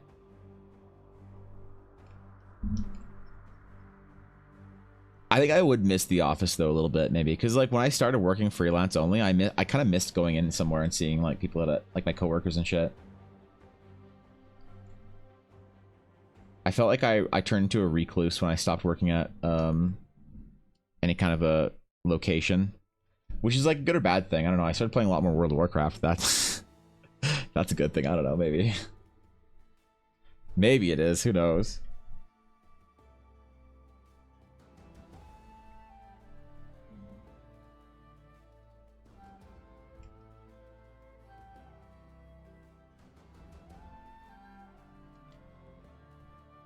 Okay, it's gonna be lit up by that explosive.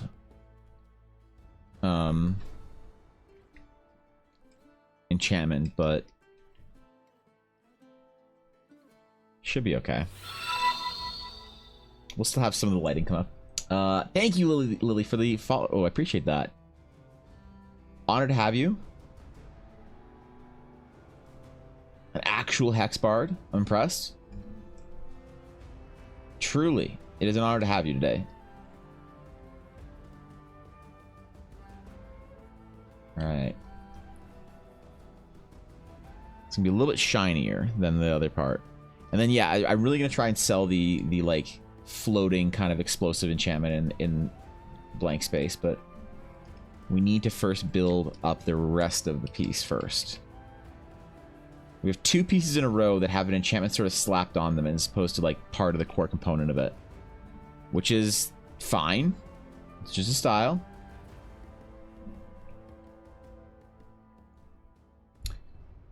Close enough to the office so you can keep your slippers on. That's the dream. Yeah, man. It was like I don't know, like a 10-minute drive in like whatever traffic. Didn't matter for my friends to get to Blizzard. I was always so impressed. And the city of Irvine is really nice too. It's like you get all the nice things about being in California, but none of the Los Angeles. I was dead set on working at Blizzard for so long in my life.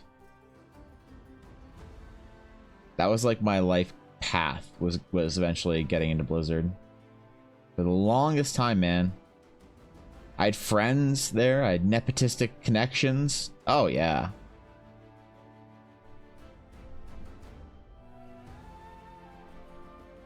But who knew I'd be able to do what I'm doing now, so I'm pretty happy things worked out the way they did.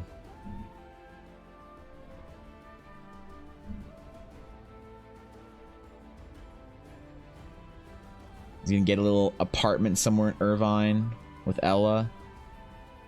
Play IRL D&D with all my Blizzard friends every week. That was the goal for a long time.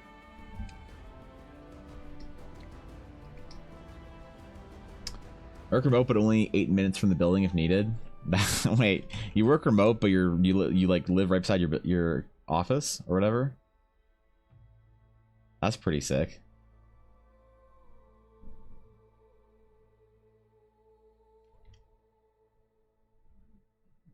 I went into work every day when I was working at the game store doing all their like design stuff, and I worked out in the back like storage area for like excess games and stuff. And I made like a little table there, made it my little office space. And I definitely miss the social aspect of working with a group of people that you like.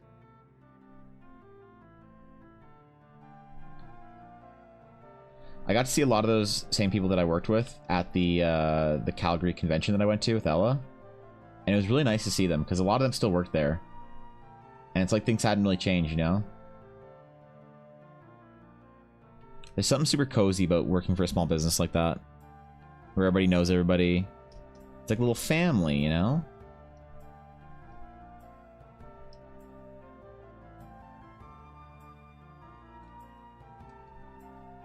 All right. Let's do this in gold. Why don't we?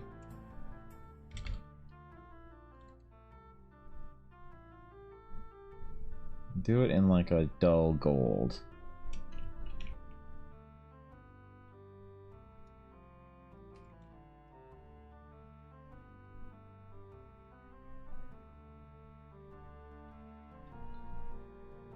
I'm not gonna do anything super shiny on it.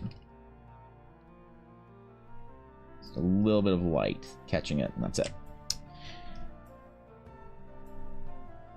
Dude, why do I smell McDonald's? What the fuck? Bro. Why do I smell fast food through my window? Do you know where I live? I live in the middle of nowhere. What the fuck? God damn. What's up, Fishy? Show up for Calgary because this is my home. Show up for Calgary. Dude, I live very close to Calgary, Lily. Calgary's where I was born and raised and grew up.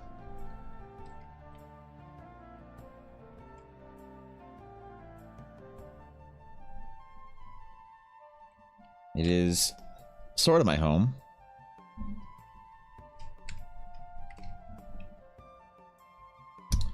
Nothing much, but now I want McDonald's. Dude, what am I supposed to do now? I haven't had fast food in a while. Dude, I deserve it. I've been good. I've lost so much weight in the last couple of months. I deserve it, right? That's how it goes. Shit. Is that how it works? Rather go to Culver's? What is a Culver? Is that like some like strange like local fast food place or whatever? How exciting. Yo. Holy shit. It is World Anvil. Damn, dude. What is up, friends? Good to have you. What's up, Samurai? What's going on, guys? What's up, Strix? How's it going, y'all? What is up? Yo, thank you for the raid. How did stream go? Smile. What's going on? Yo, thank you, Samurai, for the 2 years. Holy shit, dude. Damn, bro. I appreciate that. How was stream? What we do today? Tell me tales of amazing things figured out and writing to be had, stories to be told, because you have no idea how many articles I've written recently. Dude, I wish that I was working this hard on my World Anvil during the summer camp, but I kind of screwed up and decided that I was going to work really hard through August. So,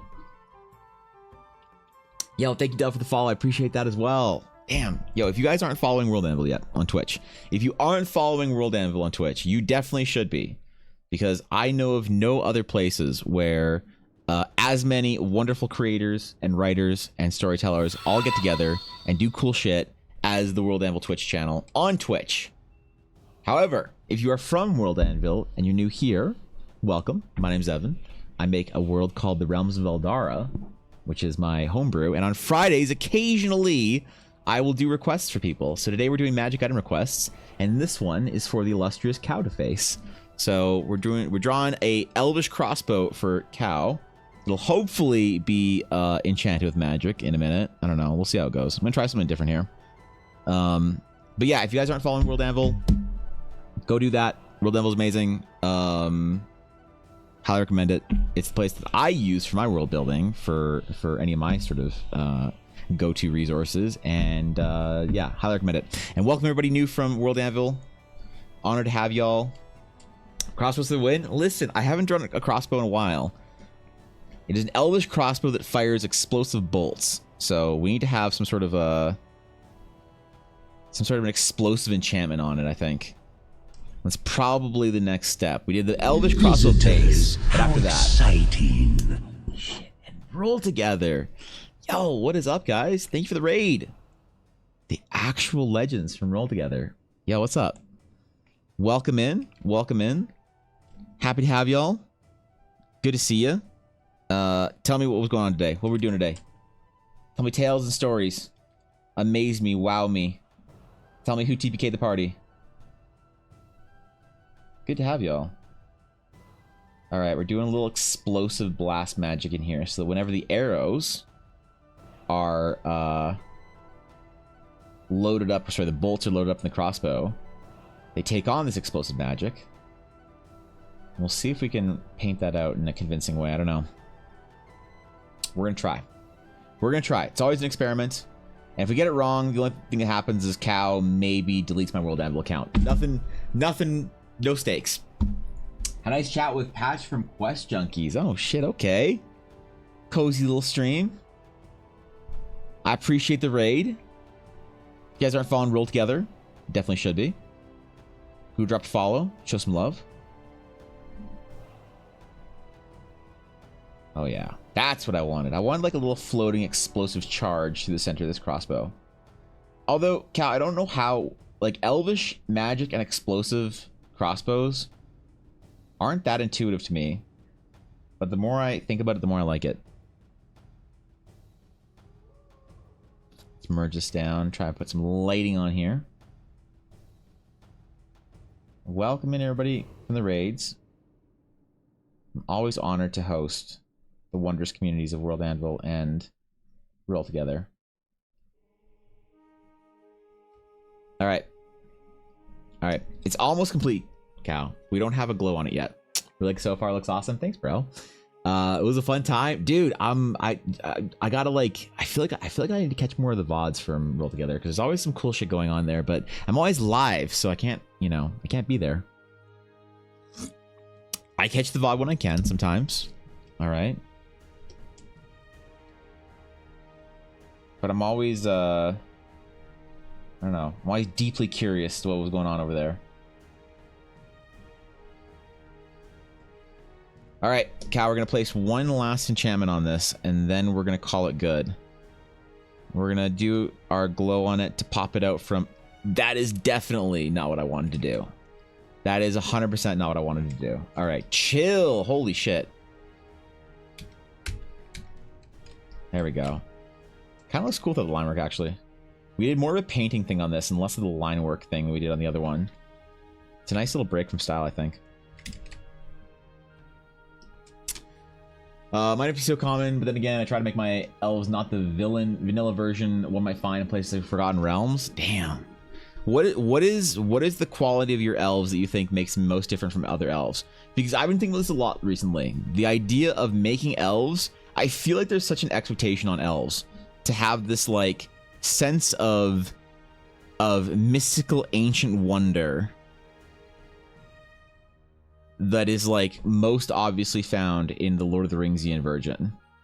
They're like supposed to be so elegant and delicate and whatever, you know? But I'm trying to think of what ways I can make my elves to still capture the sort of the Trinity, because like the only sort of fantasy races that I have from traditional fantasy is the Trinity of elves, dwarves, and humans. And I'm calling them all different things, but elves, dwarves, and humans. And I'm trying to keep the central core of what makes elves cool, like why people like elves in stories, that is.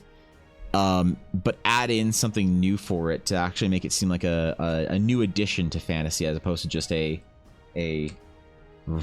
self-referential addition.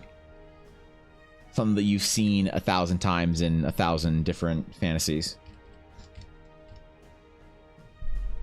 And I don't really know what to do yet.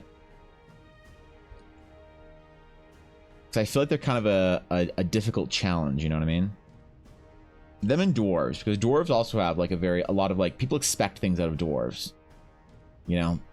I was thinking about having my dwarves not live underground, and then I got canceled for that on Reddit.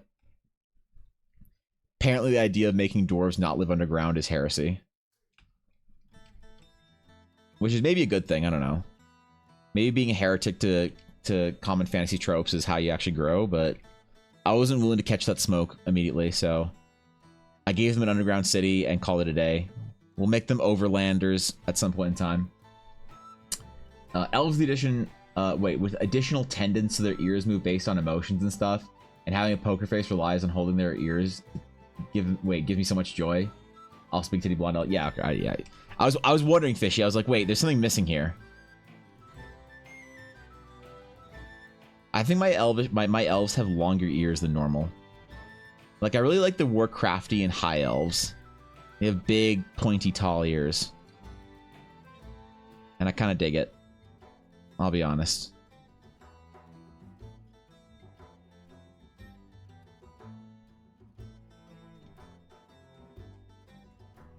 Okay. Fancy frame, almost good. Cal, what do you want to call this thing, by the way? What do you want to call this monumental achievement in the elvish engineering arts and enchantery?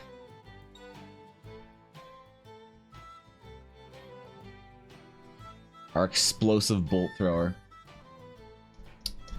Almost slipped up. Yeah, no, that's fine, Fishy. I would just made an assumption, just assume that that's what you meant as well.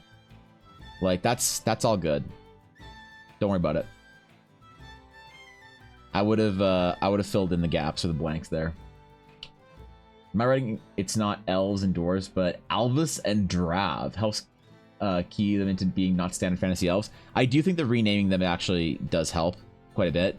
Like, I'm renaming everything in my lore. Everybody gets a different name. The only things that are kind of like common to like fantasy is the trinity of elves and dwarves, but maybe like a short folk race as well. Because like when you think about the different races or species or whatever in fantasy, it's like, what are the important ones that you need to hit for people to sort of like buy into and believe that you're doing a traditional fantasy realm? 414. Damn, bro. We're almost at 500. Holy shit. Name the Illyrion. I like it. I dig it. That's sick. I love names like that have like some meaning in game, but aren't just like, you know, explosive crossbow of the explosion. They have an actual name to them.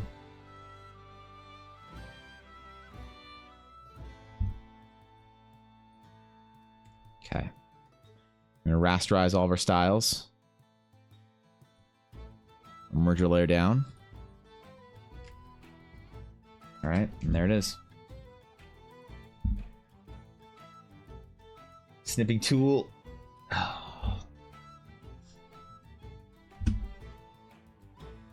Okay. Copy that. Paste in the Discord for you. And thank you for the idea, Cal. Wait, where's my Discord? Discord. Why my Discord close? There we go. 414 for cow to face. Boom. Boom. All right. Thank you for the idea, Cow. Hope we captured at least some of what you were going for. That was fun. That was a really cool idea. Thanks, dude. Appreciate it. And we'll roll into the next one. And I'll do my stretches in between. Looks amazing. Glad you like it, dude. Damn, bro. All right. All right. Sketch request number 3 for the day is active. There it is. Exclamation sketch if you have an item that you'd like me to draw. Remember, visual descriptions are no-no. Only tell me what it does, and I will make a scuffed design for you. At least I'll try anyway. So, there it is. Roll it up. That's amazing. Thank you, Witch. I appreciate that. The serotonin boost from long years is all we need. Serotonin fixes everything. Now, what is our high elves from Warcraft too long for you? Because, like, here, Warcraft high elf art. Where's a good example here? Where's official art, not like scuffed?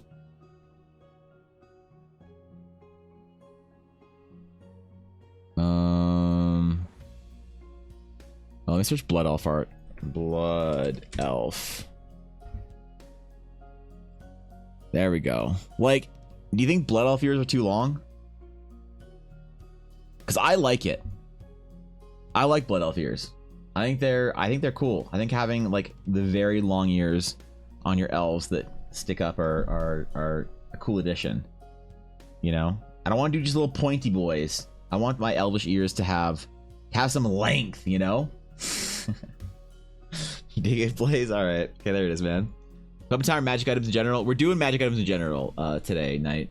So they're great, especially when they go more back than up, in my opinion. It's more night elf you're thinking about here. All right. Yeah, I mean, I like it. Look at that. Look at that. Oh, shit. Blood elf paladins. I don't know about the long blood elf eyebrows. Those are cool, though. You can't seal the long blood elf ears and the long blood elf eyebrows without being just straight ripping off World of Warcraft, so it's up to you, I guess. I think Warcraft always did elves really well. I always loved the way that Warcraftian elves were designed, but I'm a WoW simp some days. So, all right, 2.5 minutes on the clock. No one needs stumpy ears. I mean, listen, I'm not judging any person on their D&D elf ears of choice. Like, it's fine, man. You do whatever elves ears you want to do in your game. I prefer the long ears. Some people prefer the short ears. It's all up to you. I don't know the WoW elves. Oh, night elves they go more back. Here. Warcraft night elf art. The night elves are okay. Is there anything? I always have to scroll on Google searches. I think we're good. Night elf art is sus. So their ears are just as long, but they go back a little bit more, right? They're not as tall. They're very long and I don't know. and they make the elves go faster, I guess. Dude, look at that art, man. I want to make moon elves like this for our Twilight elves. Shit. Now I want to play some Warcraft. That's it. I'm playing Warcraft tonight. Screw it. I'm taking 2 hours off. I'm stopping work at 10 tonight to play Warcraft. I don't care. Like elves in the Dragon Prince. Decent ear length and they have horns. Dragon Prince elves. What do they look like? Oh yeah, I forgot they have horns. Right. That's right. That's cool. Definitely inspired by Warcraft elves, night elves. Maybe drow as well. I dig it. I like that they all have white hair. That's cool. Very drowy. Kind of works for them though. That's legit. Be cool to tell stories like 2 to 3 generations after super pristine trophy or wait. Oh, 2 to 3 generations after trophy elder society has collapsed in some see what kind of thing springs up in its place. Like, do you mean like inspired by the elves or like what the elves are doing after that? Elves might say have Lord of the have horns or antlers depending on the subtype. There are antler elves in Teleria. I will say there are antler elves in Teleria, but there are no horned elves in Teleria, unfortunately. Torn between 2 items I win. One is a bit odd. I mean, I'm down to do whatever. All right, 1 second left. Damn, nobody got in the last second. That's okay. All right. The winner of sketch number 3 today.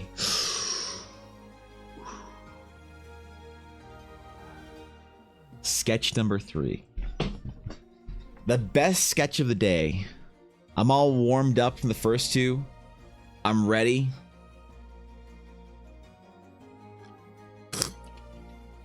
The winner is the always correct D&D opinion.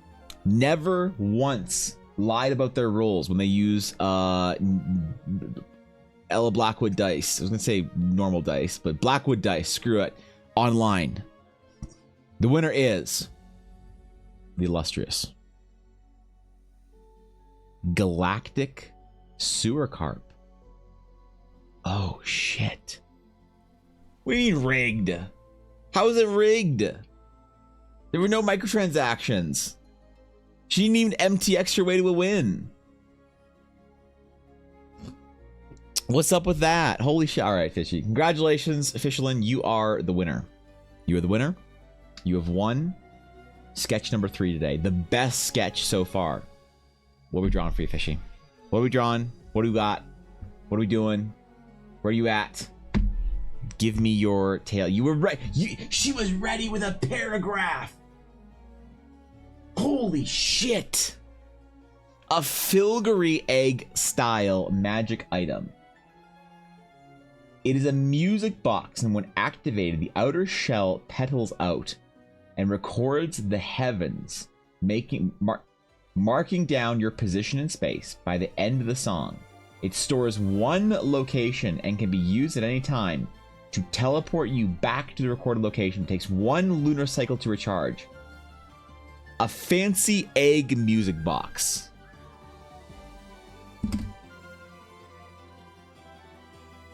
All right. Do we draw it closed or open? Ooh, what do we do? Ooh, how do we design this? All right. All right. Okay. Okay. I got you. You guys get like weapons and things. I thought this would be fun. This is going to be fun, Fishy. Thank you for the idea. All right.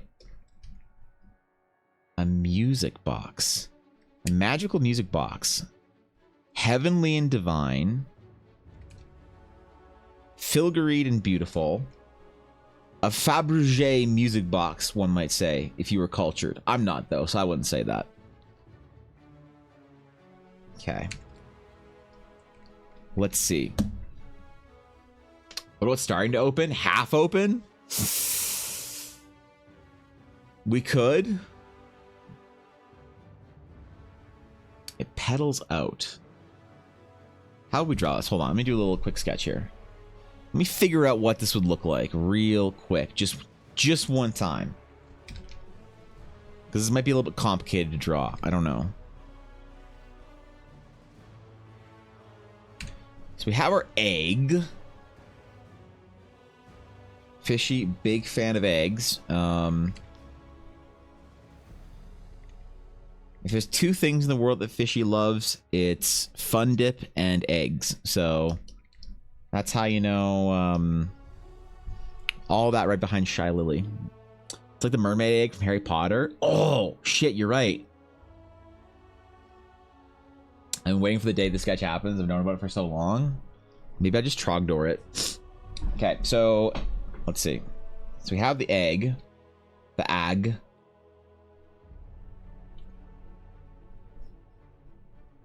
And we're gonna have it open, maybe like at the, have like a crease in it.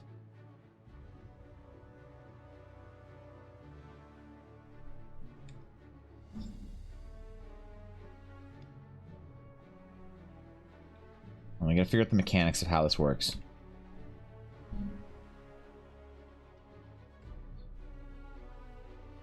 So a crease and then 4 petals would open. So when they're open, it look kind of like this.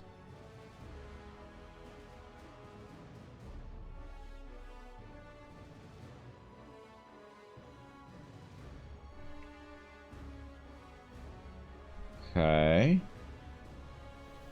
Hold on, we're figuring this out slowly.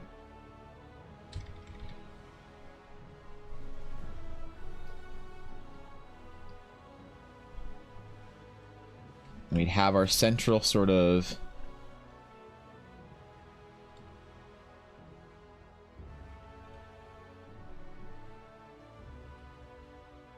music box playing.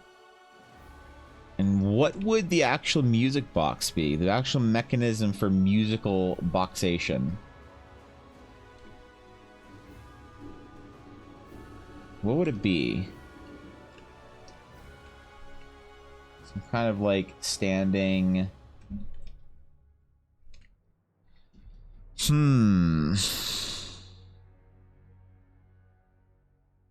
What would it look like? Let me look this up. Fancy music box. Let's see what the mechanics look like. Fancy music box. I didn't spell any word correctly. I just typed in fancy music box and I misspelled every single word in that. How sorry for giving you hard things? Nah, it's cool. This is a good idea. I like it.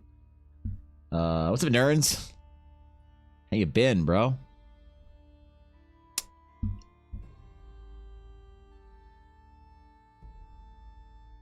Let's see.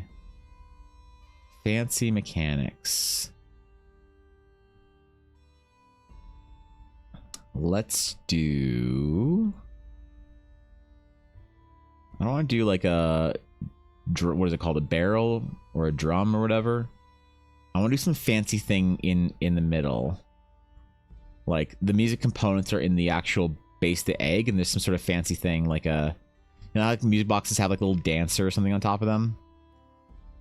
This is the heavens, so this needs to be more spacey, I feel like. This needs to look like kind of Astral Sagey, almost. Misspelled box? I did also misspell box. I did. I spelled box with an I. All 3 words somehow got misspelled, so... That's why I was so impressed by myself just now. So let's do it like this, okay? Let's just try something. We're gonna do a little...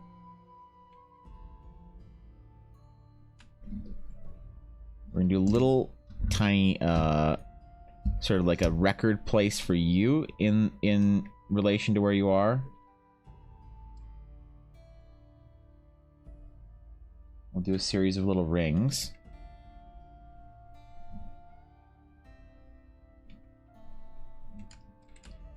And we'll do like... This isn't gonna make sense immediately, but trust me, I have an idea here.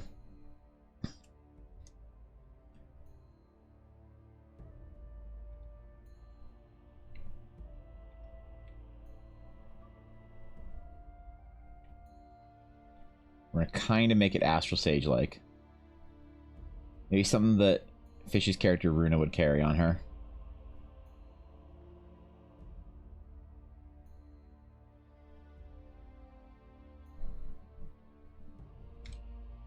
Okay.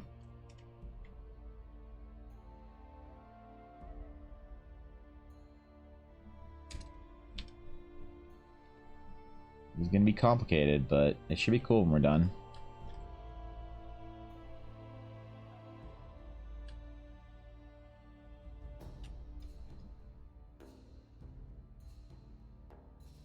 Whoops. Hold on.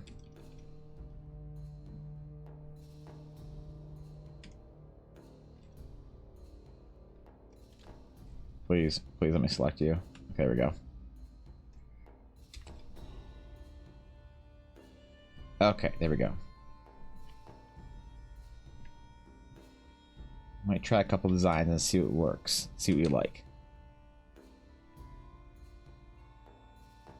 And we'll do another little ring.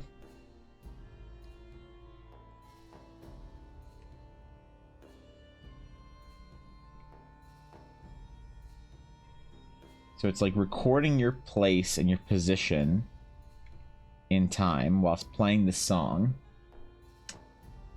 So much impressive to me how Photoshop can do that to shapes. I mean, look, bro. We use Photoshop for a reason, man.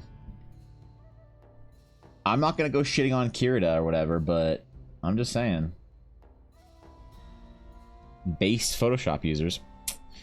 No, I'm pretty sure you can do this in other programs.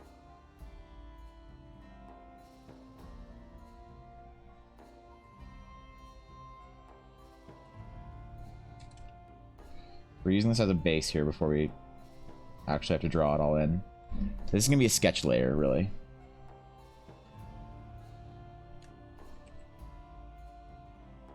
We'll have little floating gems.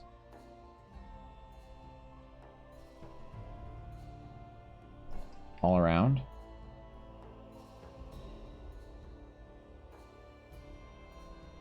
Oh yeah.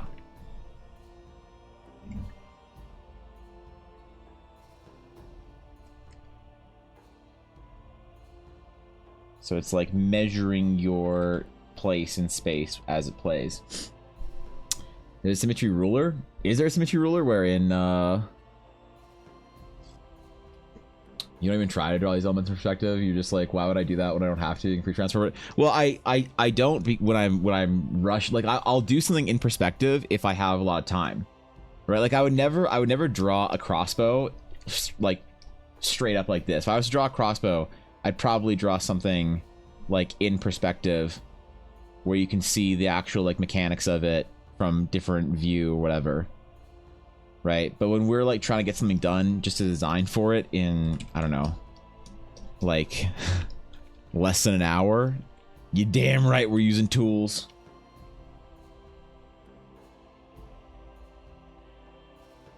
You damn right.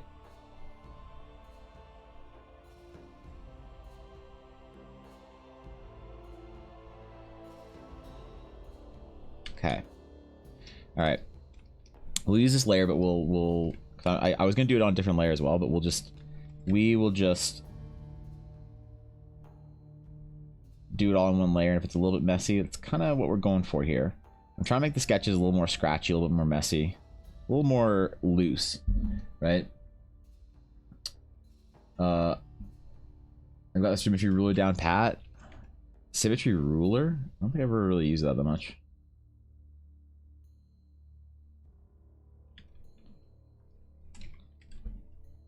Mostly just the symmetry tool.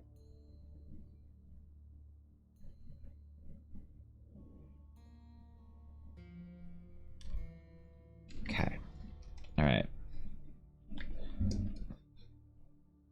So, fancy filigree egg. Fishy asked me for fanciness and filigree. If there's one thing I can do right in this world, it's, well, there's a few things, but filigree should be one of them. I'm just going to use the Astral Sage style for this because, for one, I want to develop it more, and two, I think it really fits for this piece.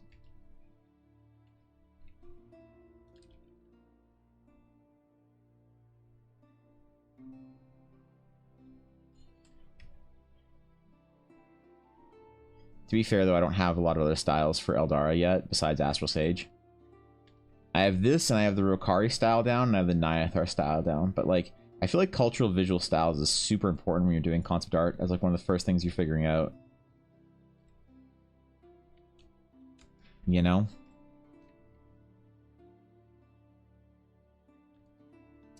We'll do it in like 4 sections, I guess. We'll try. I'm always in silent awe when I watch people draw. It's the one skill I wish I had, especially now that I run a D&D. Liam, you can learn to draw very quickly. People often overstate how much time it takes to learn how to draw competently. If you ever do want to develop the skill, I believe you could probably be proficient enough to draw things for your D&D game in the way that you imagine in your brain in like a couple of months to a year, if you're really serious about it. It does take some time, I will admit, but it's not nearly as intimidating as I think a lot of people make it out to be.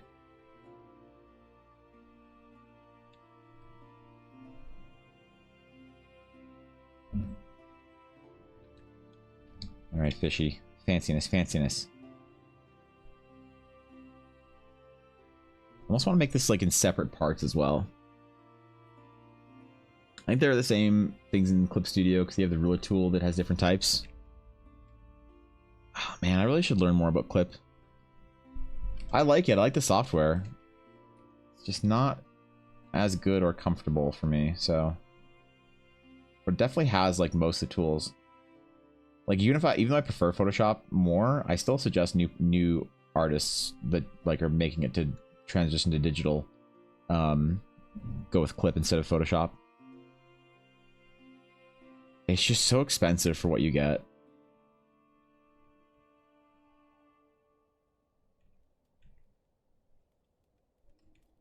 All right.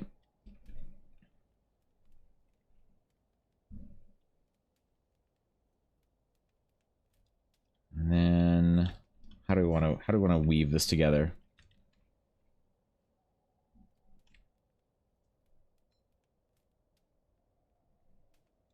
I'm gonna do 4 even sides. That might be too complicated for us right now.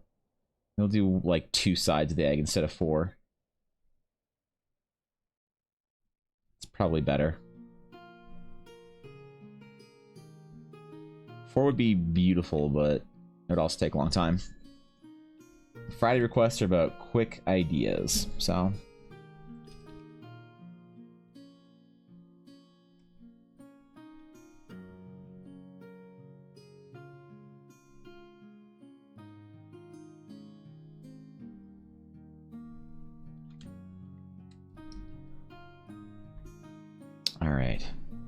All right.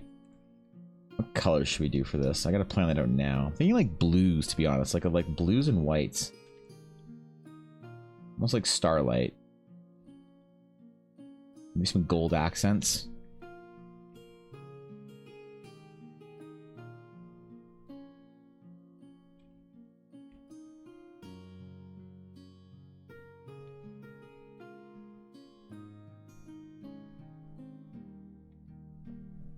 I'll texture it, create the illusion of more detail in the actual metal. Drawing confidently is hard. I always start drawing like how I do. Wait, how do I do this again? I have to warm up before I can remember. Warming up is an important step for drawing, I think. I used to, when I was like, before I was like going to the gym in the mornings, I used to spend like a good 20-30 minutes warming up. And it really helped me, I found. Now I do the warm-up on stream while I'm live, but it's always necessary to go into a new sketch or a new piece with the... Well, I mean, I know some artists that don't need to warm up. They just, like, sit down and make amazing shit and don't try. That's great for them, but I think for most artists, warm-up is a necessary process.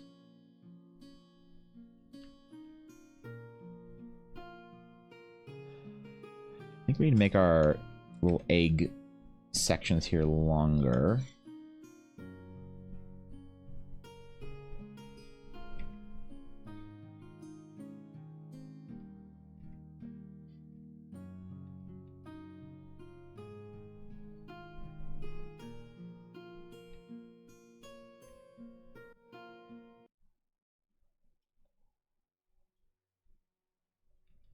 There we go. I'm gonna have to draw over this entire sketch up top. Because the problem is when you warp things with symmetry tool like that, it gets really messy.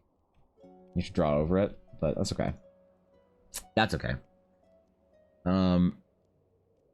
Fishy, where did you imagine this item to be in whatever story you wanted to tell?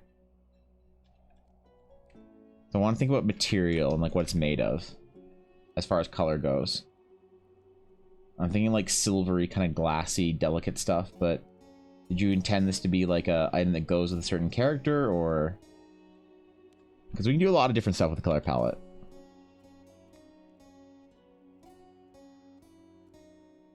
I ain't worried about that.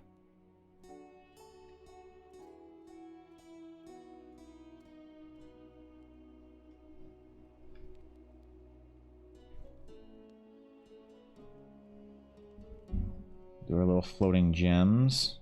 We'll have some on like an actual mechanical piece of metal here. Either gold or silver, depending on what Fishy wanted. Oh, fuck, I'm still in symmetry. Whoops. Whoops.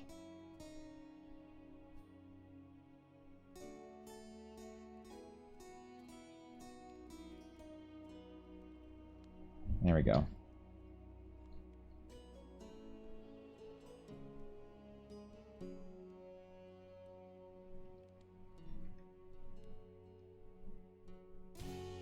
Need to crisp all that up. That's okay, that's part of the process.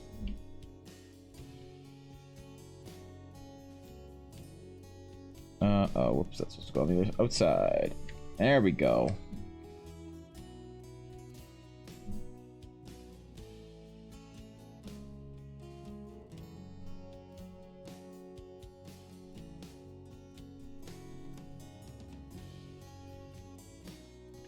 Now that makes more sense.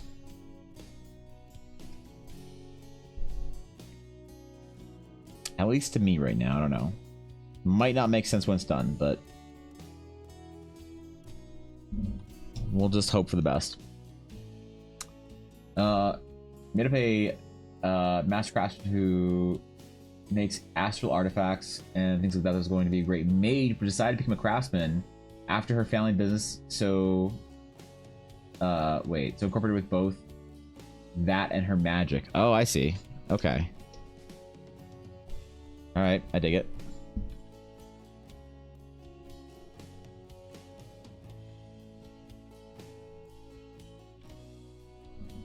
Jewel crafting and magic arts.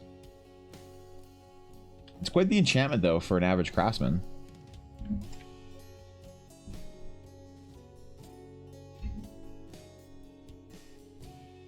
Like, I'm impressed.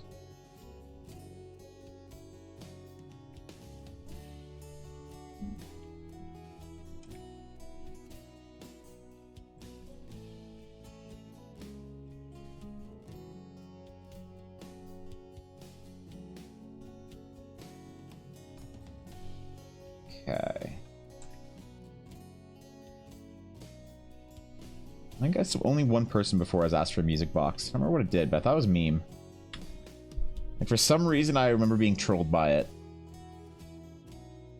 It might have not been a meme. It might have been something else I'm thinking of. It might have been something that I got trolled by that day, and I'm just remembering it wrong. Which does happen.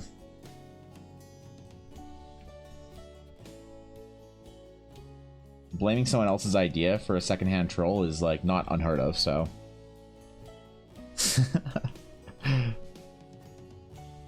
Look at stuff out there.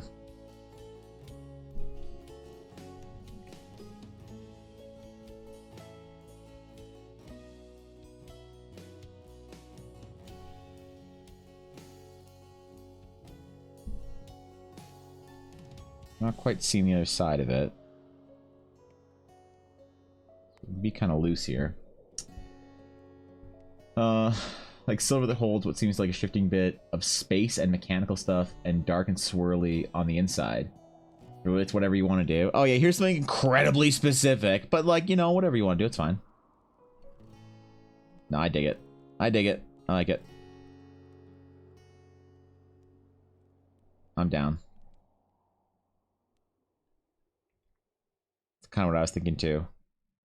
like this aura of space and time inside. I gave my players a teleportation rock in one of my games that basically acts as a Hearthstone. It can be attuned to location. Because I actually think that I want there to be teleportation in the Shadowed Sea for players. I want you to be able to, on a long cooldown, teleport out of a dungeon or something like that.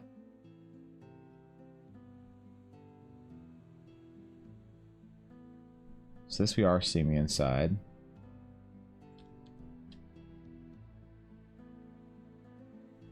So whatever the material is made of on the inside, we'll see it there.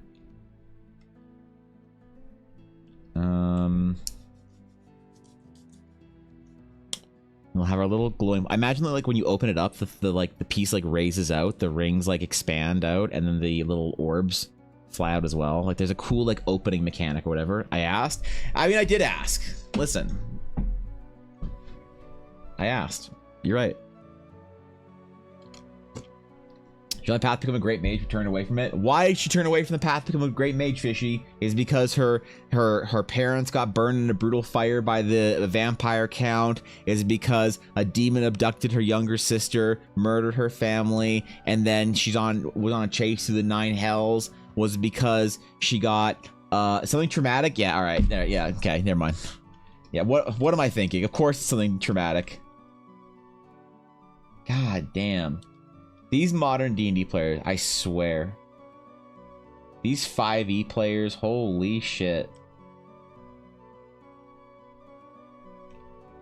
You ask them what their character's hair color is, and they tell you if their parents died. Viddy, thank you for the gifted sub to Fishy. I appreciate it. Thank you for saving Fishy from the ad viewing experience of Twitch, which is terrible. Does not recommend for anyone.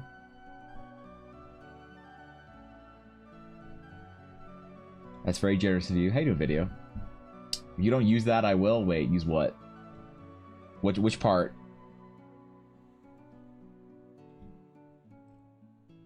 Which part?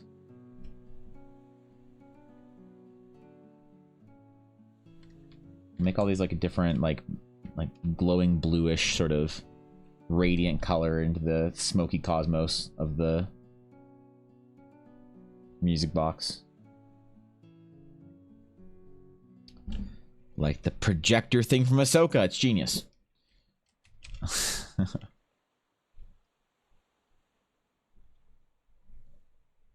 Dude, I can't wait for the next episode of Ahsoka.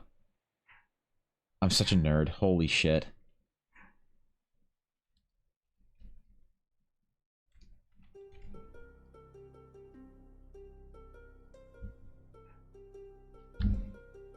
Okay.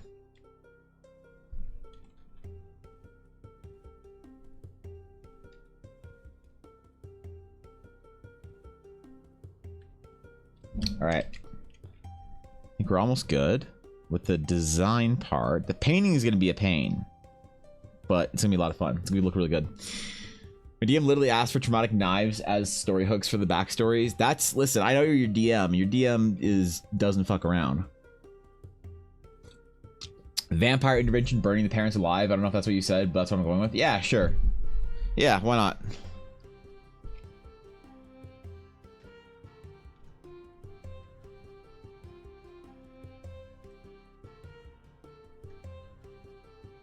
I mean, if you want to go with traumatic vampire backstories, Viddy, you could have your like a vampire like burn down the home of like the main character when they were a kid, and tell the main character that their parents were burning alive, and the only way to save them right now was to get bitten and to become a vampiric thrall. Then for the main character to go and bite their parents, but you know, instead of biting them, you get struck with a blood hunger. So you end up killing them while they're burning alive by draining them by exsanguinating them.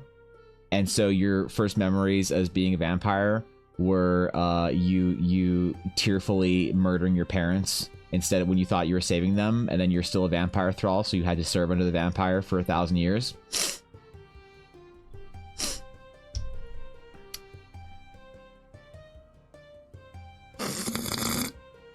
Or, you know, I don't know, something like maybe your parents are happy and and you live in a good, nice, warm town, and you know you don't have a traumatic childhood backstory as a D&D character, maybe for once.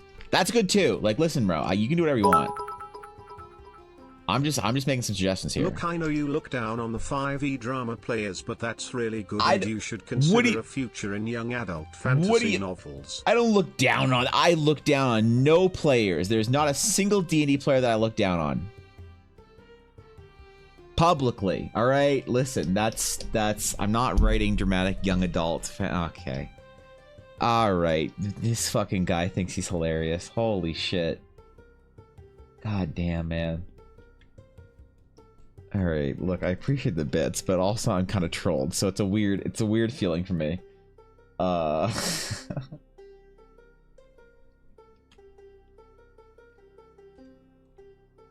Cat. All right, Carpy. It's time for color.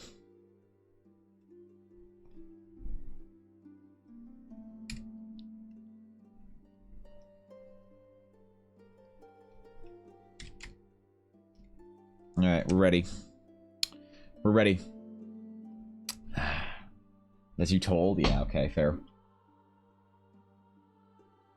It's not a new feeling, at least. Yeah, I get used to it, Fishy. This is where I mentioned the gang of emo half-elves daddy issues that live in the forest, my starting town, because every other player that applied had almost the same backstory. Oh, that's unfortunate. What is the most tragic backstory that any of your players have ever had? Like, what I need to figure out who deserves the award for the most tragic of backstories, because I don't think I have played with any players that are super tragic. The most tragic backstory in my recent past was a player whose like younger sister, whoops,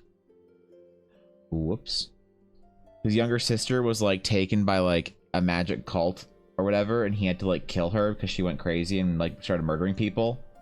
That was like pretty tragic, but he only killed his younger sister, so it's not like he had to, right, like murder his whole family. Like, his mom worked at a brothel and his father was missing, so I can picture it now. Oh, Flame Bitten, an Eldarin adventure novel by Evan Blair. That's so bad. Why would you think of a title for that's not? I'm not writing young adult Eldara novels, and I'm certainly not making fucking young adult vampire novels where stop. This is not going to be it's not going to be a fucking goal or anything. I'm not making any steamy vampiric young adult novels. I don't care. I don't have to, and I'm not going to. You can't make me. That is a good name. I love that is a good name. All right, that's pretty good. Daddy issues and backstories. That's fair. Tragic backstory: my player's character stubbed his toe. That's pretty tragic. It's okay. I'll be your ghostwriter. Oh my god. Fine. You write it. I'll publish it and take the credit for it. Got it. Got it. Until I get canceled, and then I'll out you as my ghostwriter. People will know though. People will know, Biddy. You think that they won't know. They'll know. How will they know? They'll know because I'll tell them at some point in time. I'll leak the DMs. And of course they'll know. There's no vampires in Eldara, okay? Not yet anyway. I don't think there's vampires in Eldara. I haven't made up my mind on that yet. If I don't put vampires in Eldara, is anyone gonna riot? I mean, on Teleria, I mean, there'll be vampires in Eldara, because there's, like, everything in Eldara. But there's not going to be any vampires in Teleria, I don't think. I don't know why vampires are necessary for good fantasy storytelling, so... Because it's not obvious to me, I'm going to assume it's a bad idea.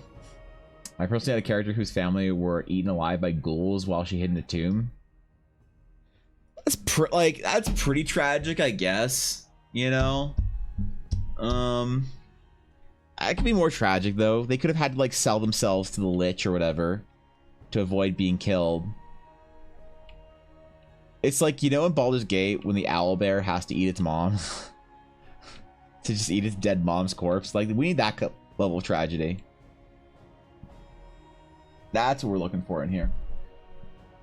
Best kind of author publicly outing the ghostwriters. Yep.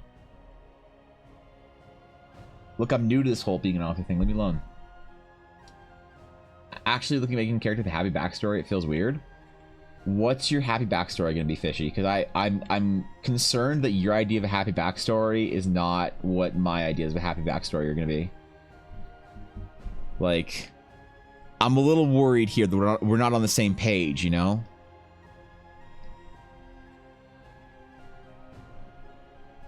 You're gonna tell me like, oh well, you know, their house burned down in a fire that was caused by like a rogue like mage hunting society, and but they only killed like his family in front of them. They didn't like torture them first, so he didn't have to watch his family getting tortured or whatever. Like I'm just concerned that our ideas here are different, you know?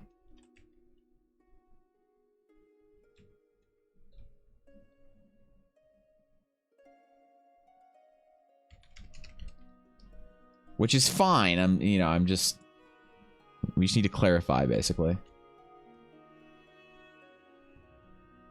That's the important part. Good home life, simple little life. Oh, just from a farm or something? They're just from a farm?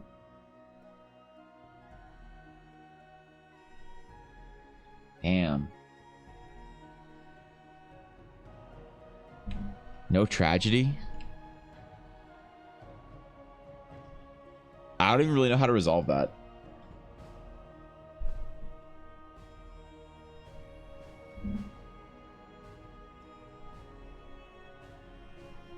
I want to play a game where players roll for their backstories. Where they get like a backstory table and they roll from it. It's like you could potentially be a player character that like comes from a nice family, has money, you know, parents do an important job in town, are respected figures. Good home life. No disease. No ailments, nothing, just... Right? Or you could potentially be a Galaxy Goldfish backstory waiting to happen. Also had a rogue that led a gang of child thieves, also killed the... who were killed in increasingly horrific ways until she was the only one left. Fled the town, got mauled by a bear, survived, and swore revenge. That's pretty traumatic. Yeah, okay. That's getting there at least.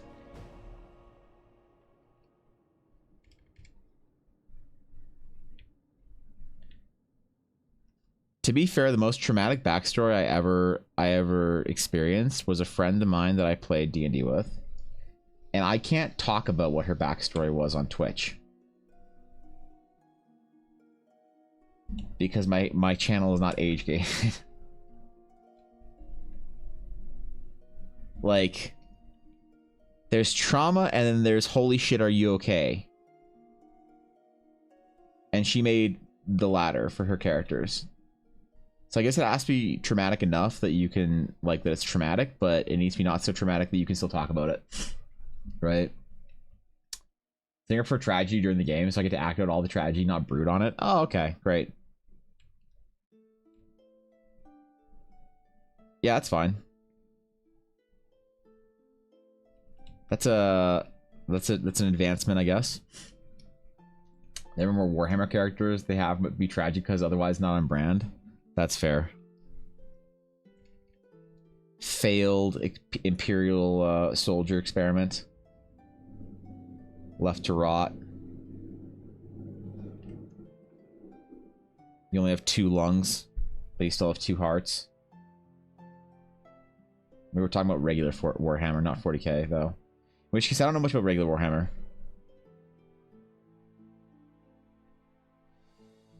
Don't have a large knowledge pool on it.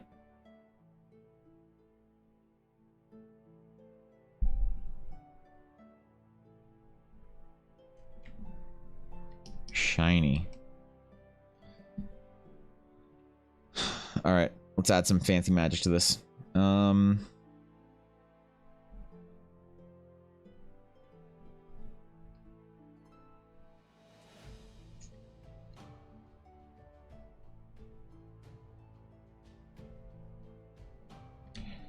Why is this not on one layer? Okay, there we go. I fixed it.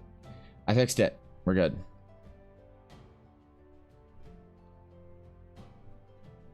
It kind of look like it's glowing a little bit. And we'll trace our filigree. Oh, whoops. There we go. We'll trace our filigree.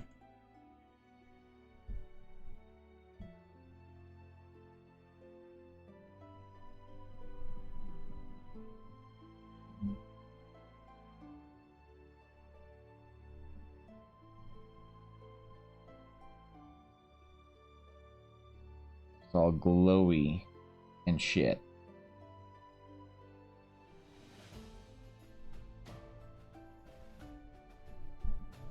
There we go. That's what we're looking for. We got there. Is it regular Warhammer? I thought it was always 40k. No, it's regular Warhammer, man. It's Warhammer Fantasy.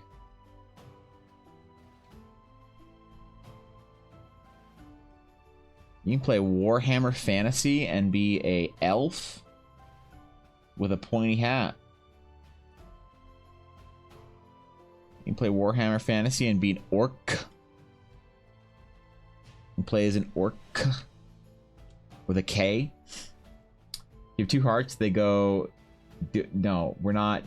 This is not the beginning of a New Jeans song. Okay? There's no. No, stop, fishy.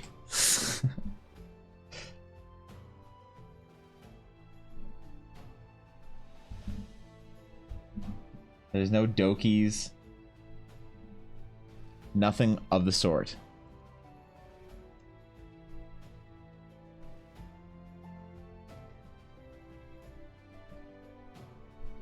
Goddamn weebs, man. Warhammer Fantasy has left the chat. There's only a sad Age of Sigmar now. Wait, so what? So did people like Age of Sigmar? Like, is this an improvement? Because like, what? Why did they choose to do Age of Sigmar? It was like the story ended or something, and then they were like, now it is the Age of Sigmar. It's like Lord of the Rings ending, and then it's like the Age of Aragorn or some shit. I'll say hi, drop a lurk. Visitors, how exciting. Enjoy, WoW hardcore. Richard, what's up, dude? Thank you for the raid, bro. I appreciate it. How's it going? How's stream? Thanks for stopping in. Raid message. Yo, what's up, old game dad? What's going on, dude? With the raid message. How's stream? What we do today? Tell me your tales. Inspire me. If y'all aren't following Richard, you definitely can and should be. It's a good time over there. Lily did nothing today? That's impressive. That's impressive, actually. Damn, bro. I dig it. One day I want to come on stream and I want to like pretend like I'm going to work for 4 hours and have a 4-hour intro and see if anyone notices. And we'll just see if anyone notices, right? Not saying they will or won't. We'll just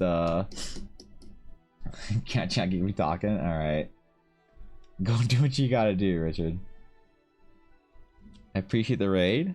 Thanks for popping in. I'm glad stream was productive. As productive as a stream day should be, anyway. You caught me in the middle of drawing a music box. In case you weren't aware or it wasn't obvious, I don't know.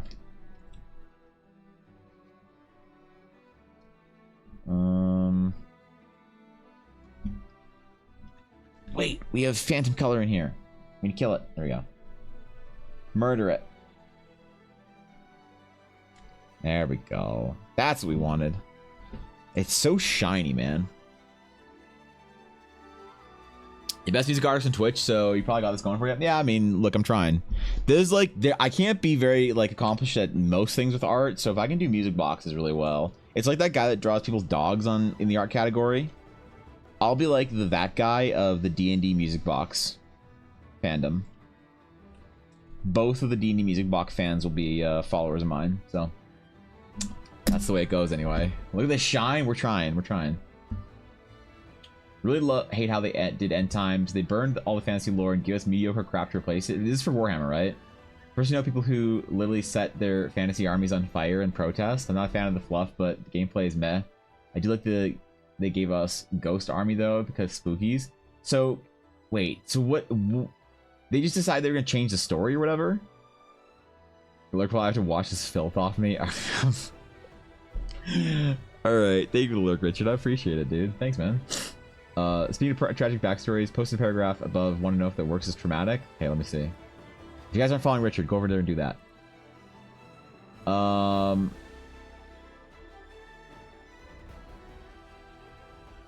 right. New character's mother never really understood him, tried to force him to do things he hated, and the mother died of a preventable disease. Stepmother comes in, steals inheritance. The entire town dies due to an acid-breathing dragon attack, leaving his left arm and foot scarred. That's pretty tragic. I'd say there could be like more disfigurement though, if you want to go really tragic for your D&D character, Garthen. I like it though. It's a good start. Definitely a good start. There's a lot of demand for music boxes, is there? More than the 3 people that have already asked for it? Damn. Like, damn. I'm down, I guess, you know?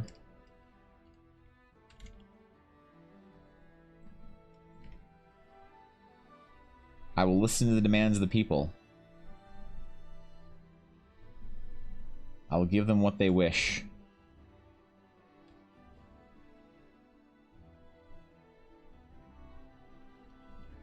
So the inside will be spacey and cosmic. Why? Because if I don't do it, Fishy will cancel me. When she gets her Uwu cup or whatever, she won't send me one, so...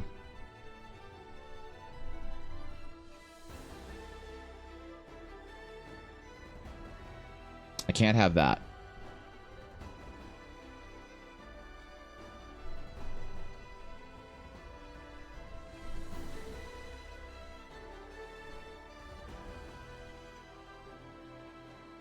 Honestly, I don't give 2 shits on... Wait. On G-Dub's nonsense of the fans. The latter pissed me off due to their hate on anything that isn't Gothic Grimdark, like Tau. Now, back when I did enjoy my Warhammer times, I played Tau. Why? Because I like Gundams. Tell me why they have things gotten worse? Because I know Tau wasn't very sought after back when I was playing. But that was like probably 6 years ago. Are the Tau even further out of favor now? Head because of Music Egg? Oh shit. I thought I was doing Music Box. Damn it. You like it hurts for him to cry because of the damage to his lungs from the acid, or do you mean like half his face is gone, Two-Face style? I mean both. When he cries acid and it burns and disfigures his face even more. That's what I mean.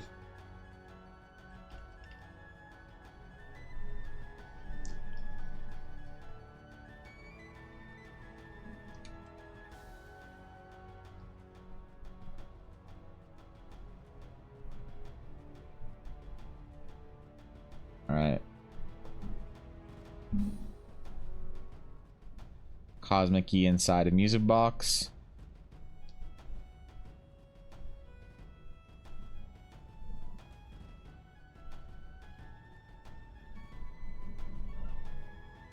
Cosmic key outside a music box.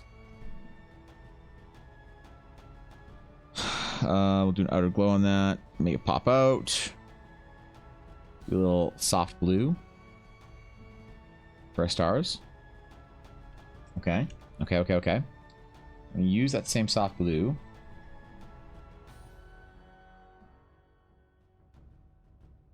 If we can.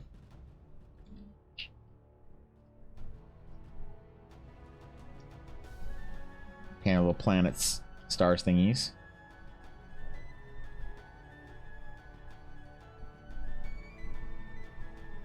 Our little sparkling gems that take your place in the universe and measure it or whatever. Whatever nerd shit Fishy asked for, I don't know.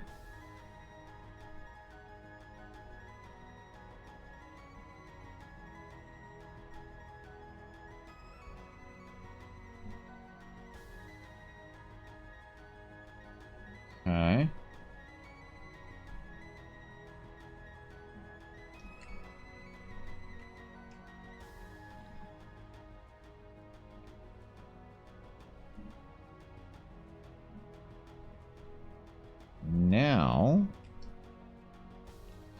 What do we do? Make this gold? I guess we can make it gold. Why not?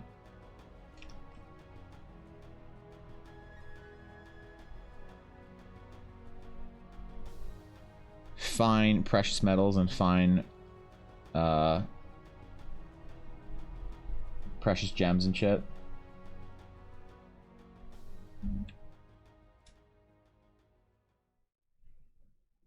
This outer piece silver though for contrast.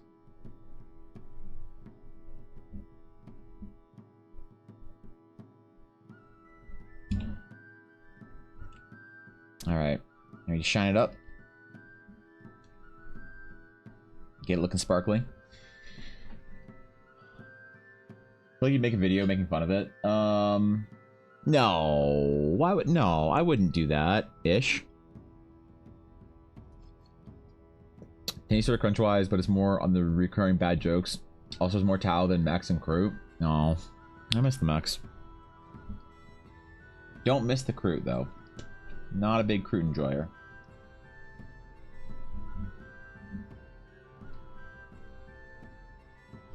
They want to make a trademarks more unique, I guess. They basically try to make their races feel and fluff less like other settings, but by doing so, they destroy 30 years of story and build up in characters. Damn. I also did some shady business crap in the process. I've sworn off buying drugs from GWO and buy through local game stores because they were really shitty to fantasy fans. They're switching over to Age of Sigmar, and they realized their mistake. They're bringing back Old World. Interesting. Who knew there was so much Games Workshop drama? I thought GW fans loved their shit.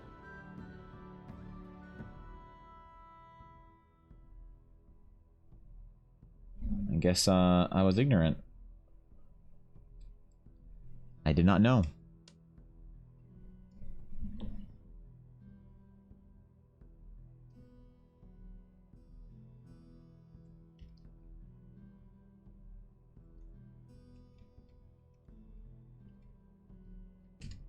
See. Place this onto new layer. There we go.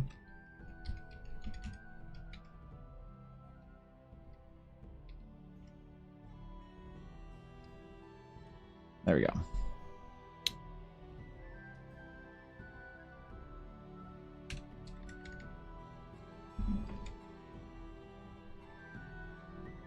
Well, I hope they fix it, because I know a lot of people love GW shit.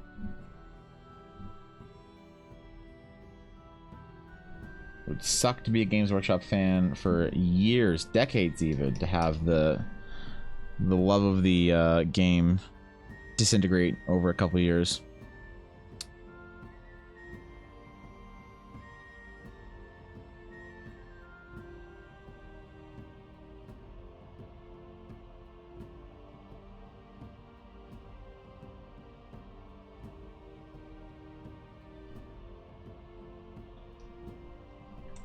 Alright.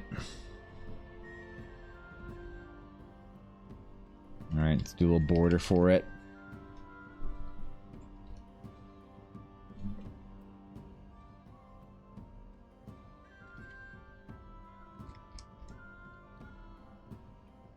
Dude, I swear I'm still smelling food from outside.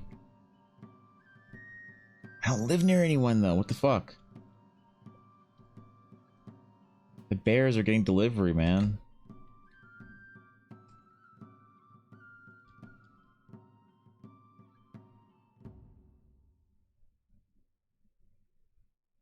The animals are learning, they're growing.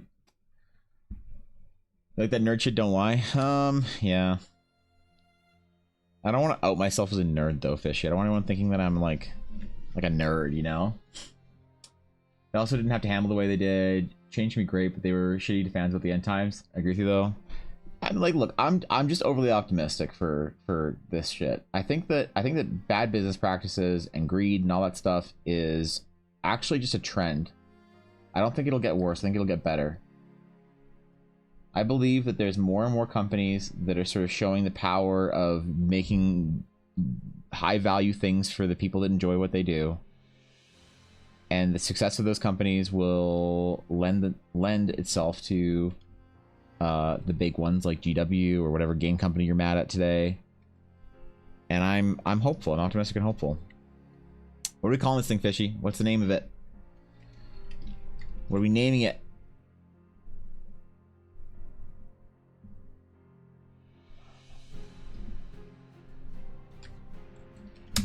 All right.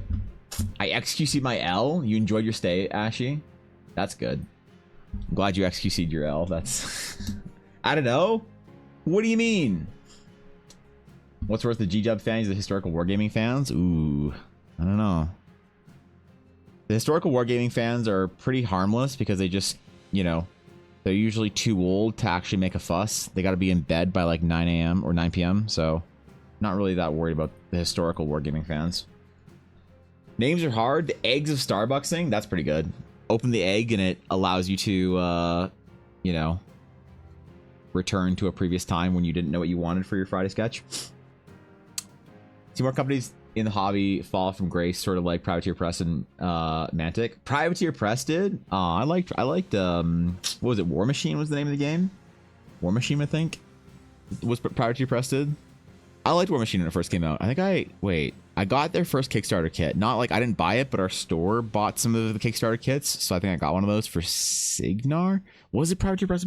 No, that was for the game. I don't remember if Privateer did. I don't remember. I don't have time for war games anymore, unfortunately, or the space.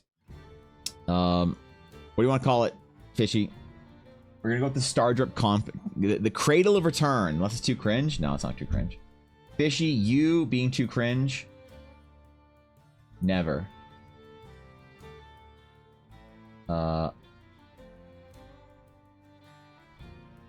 Wait, what the fuck? Why? Stop, Twitch, stop. There we go. Okay. Ooh, fancy. That's some pretty cringe names. Of course you did, Blaze. If you didn't, I'd be disappointed.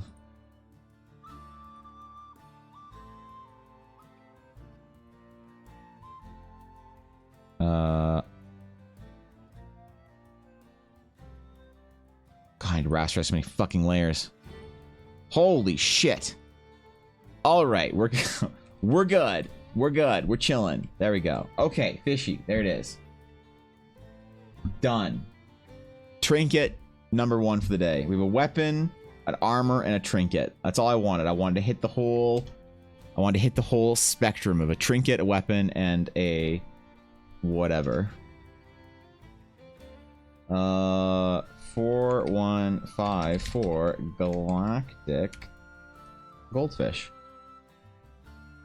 All right, there it is. That's cool, Fish. That's a good idea. That was a fun little jaunt into some astral music boxing. So thanks for that idea. That's cool. Save it there. And all right, sketch number 4. Let's roll it straight into it. Complete. Sketch number 4 begins. Remember, no visual descriptions. Only tell me what the item is and what it does. There it is, bro. Want to give you something that you don't get often. I appreciate it, Fishy. That was thoughtful of you. Okay, I'll be right back. I'm gonna get I went downstairs to get water because I had my tea up here and I didn't actually get my water, so I'm gonna go do that now. I forgot it downstairs. I'll be right back.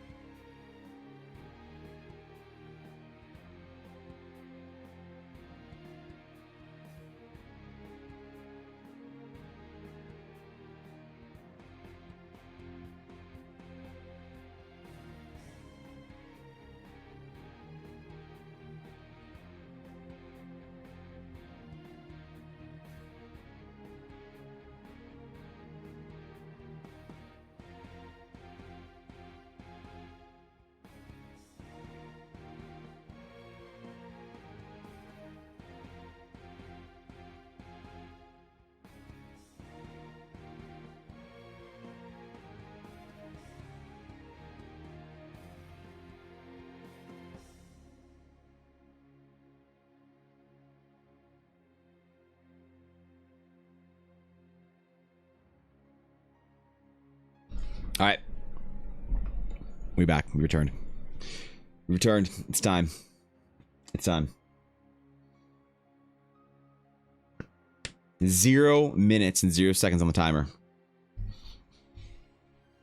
The winner. Sketch number, what are we on? 4? 3? 4 for the day is the Not Rigged. Never late to stream one time. Always here with the best ideas. Minako Kitsune. Minako, what do you want to draw? What are we doing today? Tell me your stories of items of ancient power.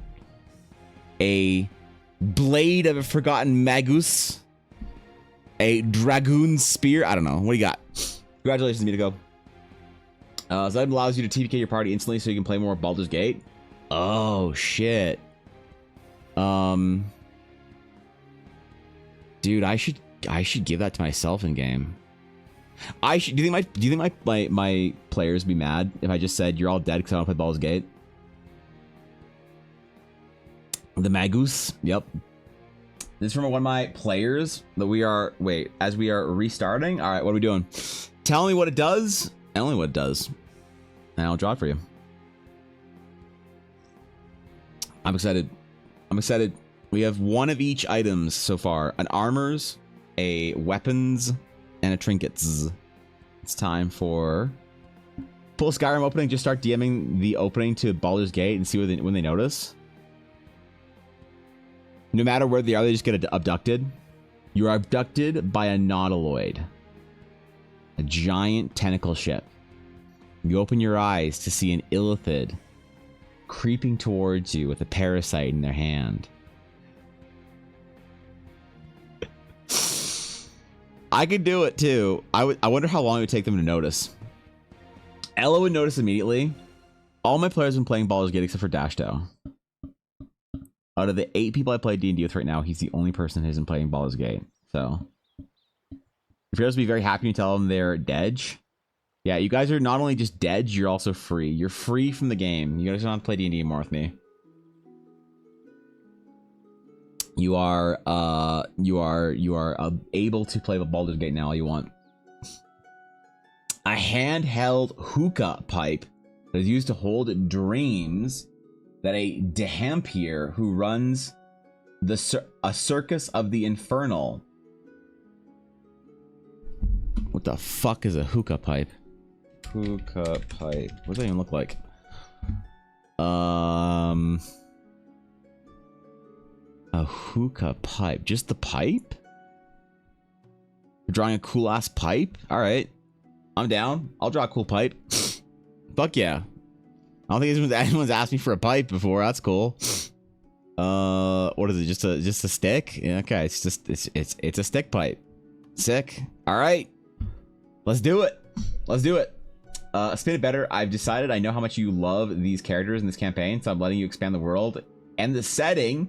You're just gonna make a new character with fully fleshed out backstories. Oh, damn.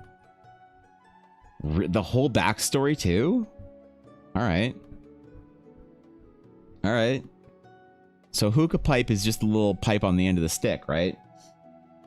My newest item, the probably won't be drawn today. The God King's Thunderer, a warhammer that can X times per day do AoE shockwaves.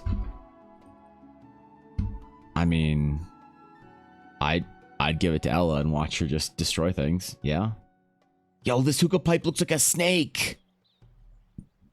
Yo, look at that shit. It's a fucking cobra. Oh, that's not the pipe. This is the pipe. The pipe is also a snake. What's this piece? It's a fucking cobra. Holy shit.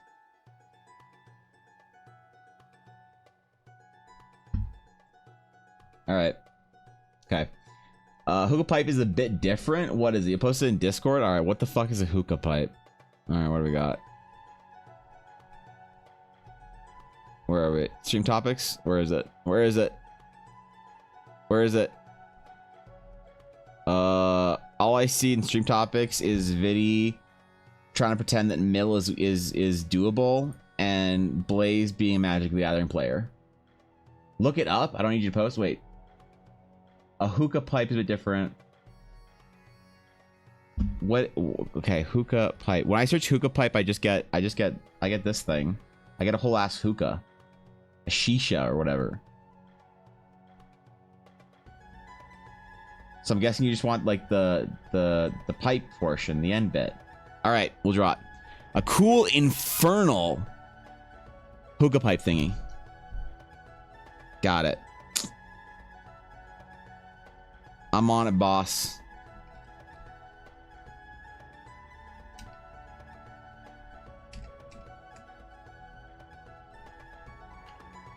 All right. Sorry, what does it do? Hold on. Used to hold dreams that a Dampier who runs a search to the infernal. Okay, so Dampiric hookah pipe. Got it. Needs to be spooky and vampire-like, I guess.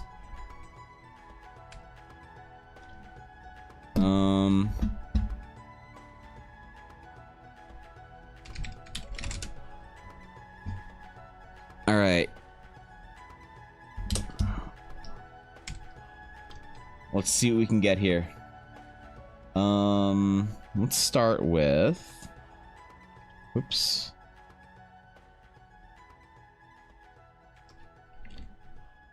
Our sketch layer. There we go. Got our pencil.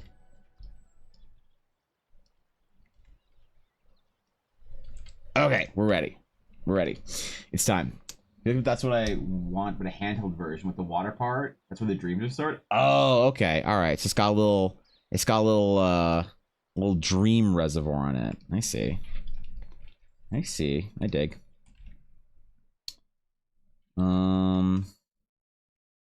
Okay, I know what we're gonna do. We're gonna start with the top. Make the top all fancy and spooky and vampire-y. And then we'll do the bottom all fancy and out of symmetry.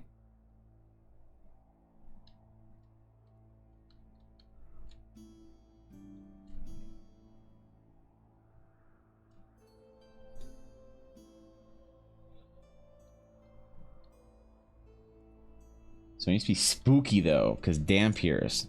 What is the difference between a Dampier and a vampire? Or is that just a word for vampire in D&D? I have people say Dampiers, and I remember somebody explaining it to me one time, but I don't remember what the difference was. I'm sorry. Some D&D nerd shit.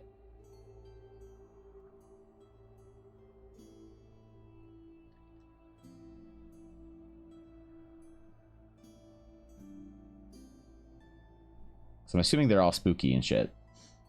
One's kind of wet. A Dampier is well, it's better than a moist pure, but God. Why do I read your messages in chat, Fishy? That was the worst part of my day. The entire exchange was the worst part of my day. And I talked to Ella this morning, so all right. I had Una bark at me. And somehow, because we're friends, oh, all right. That's why. That's why. That's why. That's right. I forgot.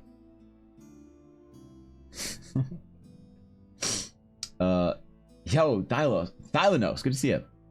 Dampier doesn't have a downside. You can go out in sunlight. Usually a child of a vampire, some kind of curse. Oh, okay. So you can go outside. You're not worried about it. Because... all right. That's cool.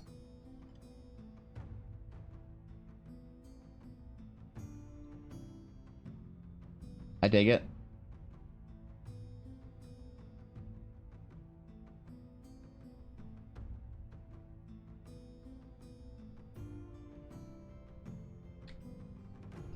Okay.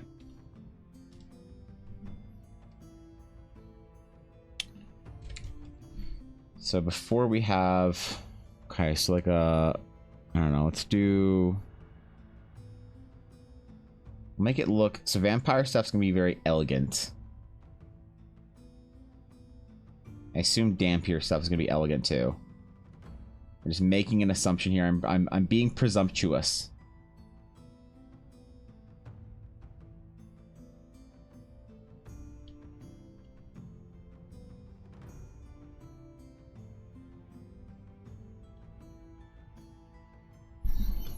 All right. Oops. Ooh. That's what I want to do. There we go. All right. We need some dreams and maybe some souls or some shit.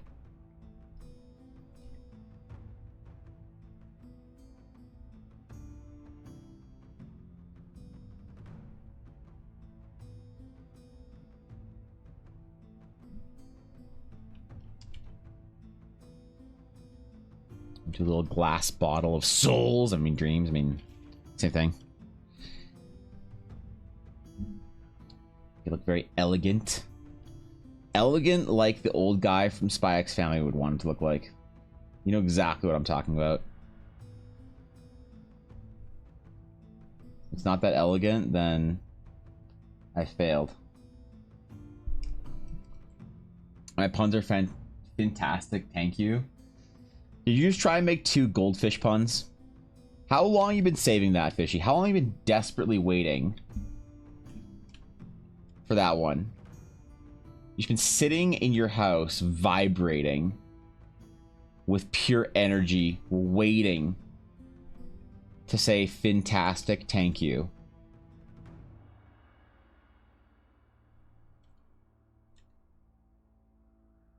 You know what? I'm gonna say what everybody's thinking, Fishy. It's a good thing you weren't made a dragon. Okay, that's the meanest thing I've ever said to Fishy. That's the meanest thing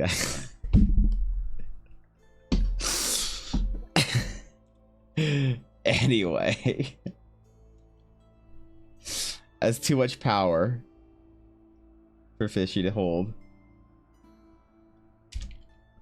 Too much.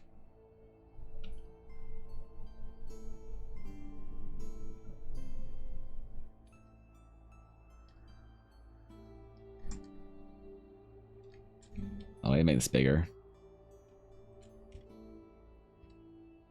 Make our spooky pipe a lot bigger. There we go. Now it's spooky. I kind of can't wait for spooky requests again this year on Halloween. Actually, what day is Halloween? You always step on a Lego? I don't have any Lego in my house because I'm an adult. But I appreciate that. I'm kidding.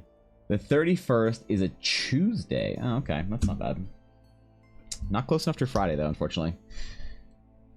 Love the elegant old man trope. They're always super cool characters, and you can only see them once or twice a season. Sounds boring. Yeah, it is boring.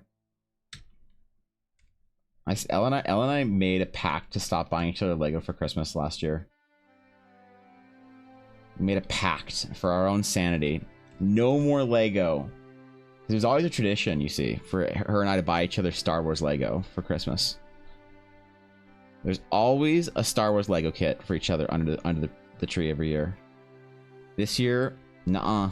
Or last year, nuh-uh.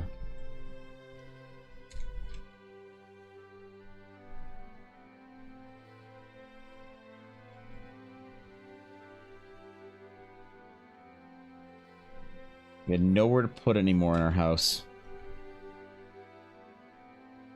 Oh, there are Lego sets that I really want to build just because of my, you know, childish love of Lego. But, unfortunately, it just doesn't fit anymore.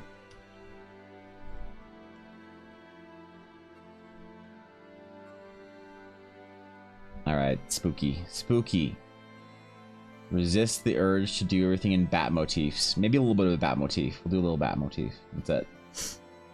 These puns scale really well. I find them to be very funny. Never mind, that was the worst part of my day. That was the worst part of my day. Alright. It was a combined effort, but the two of you ruined my day. Congratulations. Now I'm gonna go play Pokemon Go and do remote raids for Primal Groudon for 3 hours and spend $33 on Pokecoins to do it. And not even care. It's the only way I can ease my pain now.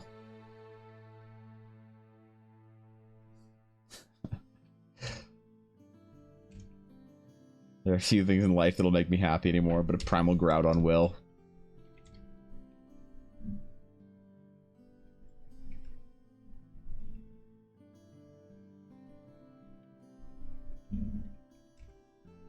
Maybe that's a good thing, maybe it's not. I don't know. Who am I to say?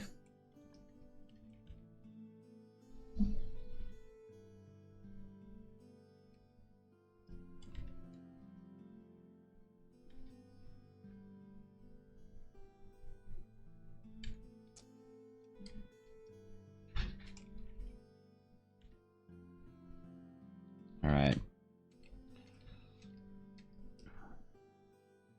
All right. Yeah, we're spooky. We're spooky. I knew we had to make this vampire-y one way or another. Started playing Pokemon Go for real because semester started. Oh, hell yeah. Hi. Hi, Ella. What's up? I brought you stream content. You brought... Alright. Alright, fine. Okay, give it.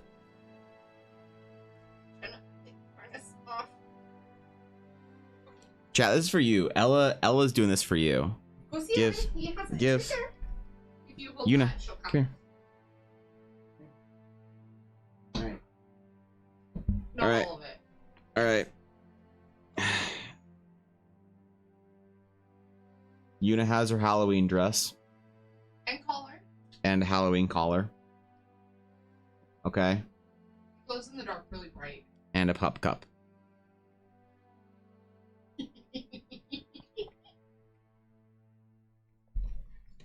Is this the real content you guys subscribe for?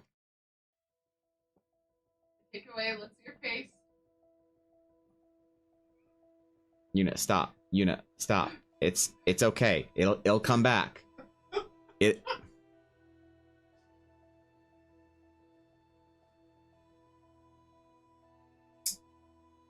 Can you be less goblin, please? Why did you get her a pup cup? Went through the drive-thru. Went through the drive-thru. And I saw her. They saw On her. my passenger seat. And they're like, "Do you want a puff cup?" And I asked you if you wanted a pup cup, Yes. and you said yes. Okay, that's This- good. That's enough. That's enough. That's enough. You sure? She's not Did you have enough pup cup, puppy? sure. The dress. Are you pup cupped? Wait, hold on. Oh, your dress came undone. Doesn't undo. Oh, okay. Well, I hope you enjoyed that. Yeah. You're a good girl. Even if I don't approve of the Halloween dress. Cute though. I don't care if it's cute. She's wicked cute. She's wicked cute. Is that? Oh, it says wicked cute on it. Okay. It also Okay. matches her color. The amount of money that millennials spend on their dogs to ease their emotional damage is just... It... Oh. Can you not with our dog, please? Look, this is part of why I got a dog. Okay, here, take your pup cup. Take it. That was the worst part of my day. Never mind. Okay. Did you hear that? No. The, like, status will steal. Oh, she wants her pup cup. Oh, your glasses? Oh, those are the new ones? Yeah, they look good. They're still reflecting. That's fine. They look good. What are you worried about?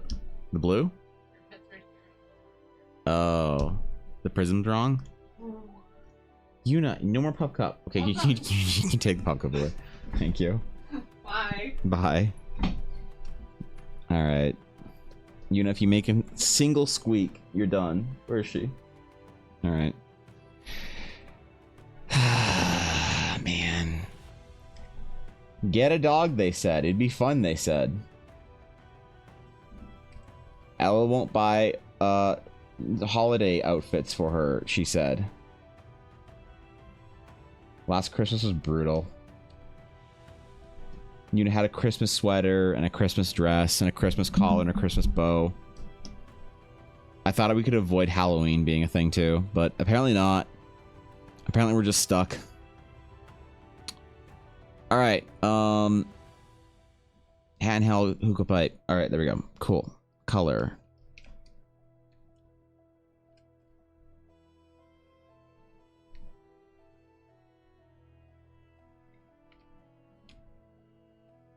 Wait, why is this still on? I'm supposed to do 2. Modify, contract by another pixel. There we go. All right, we're good now. We're good now. So I think everything should be dark and spooky and kind of red. So we'll do like a crimson gray. And we'll have our like memories be all like bluey and contrasting and stuff.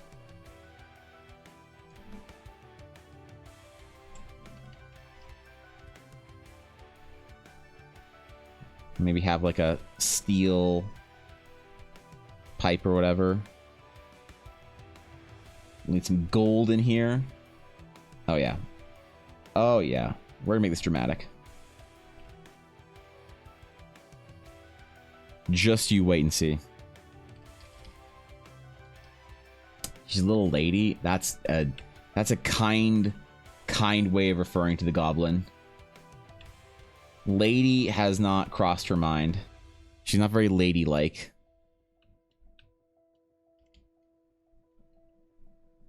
That dog has never been ladylike in her entire time as a dog.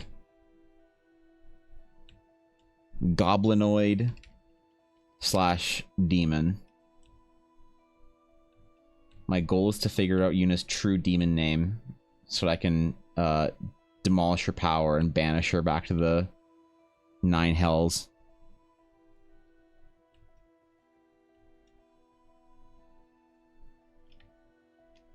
That's the entire goal. One day I'll be free of her. Should be some devil's problem or some shit. Oh yeah, that's what we were going for. Okay.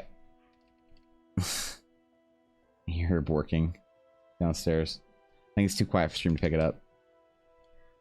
She really wants more of that pup cup.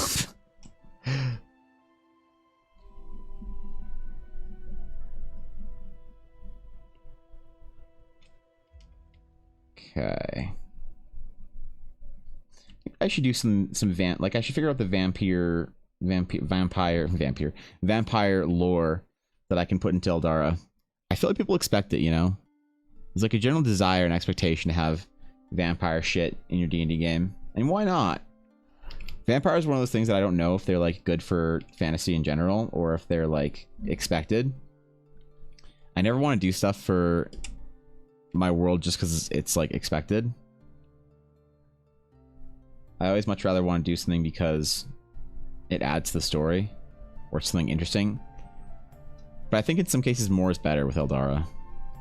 The more things we add, the better it is. I request the glass be in a cage along the lines. Also, its name is Dreamcatcher. Maybe, I don't know. We'll see how much time we have. I've already kind of done the line work, so might not have time to go back and redo it, but we'll see at the end. We shall see where we're at in like 20 minutes.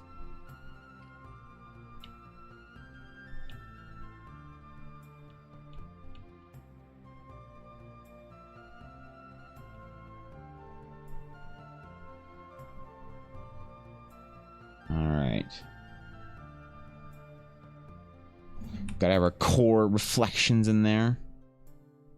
Man, drawing gold's hard.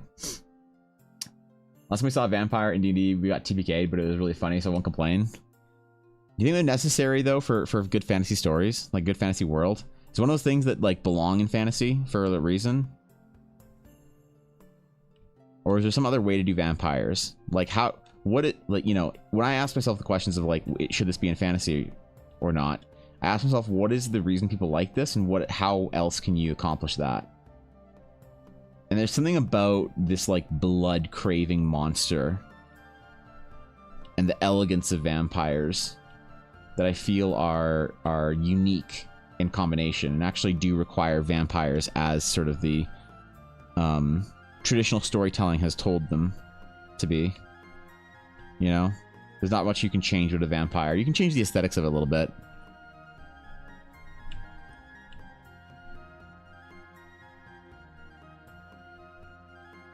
But I always like the horror of a vampire as like a monster that you can like talk to, sort of like the demons or the devils in D&D, you know.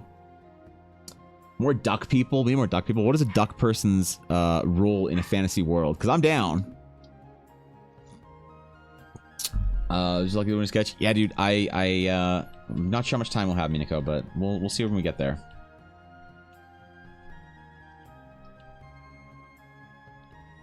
Okay.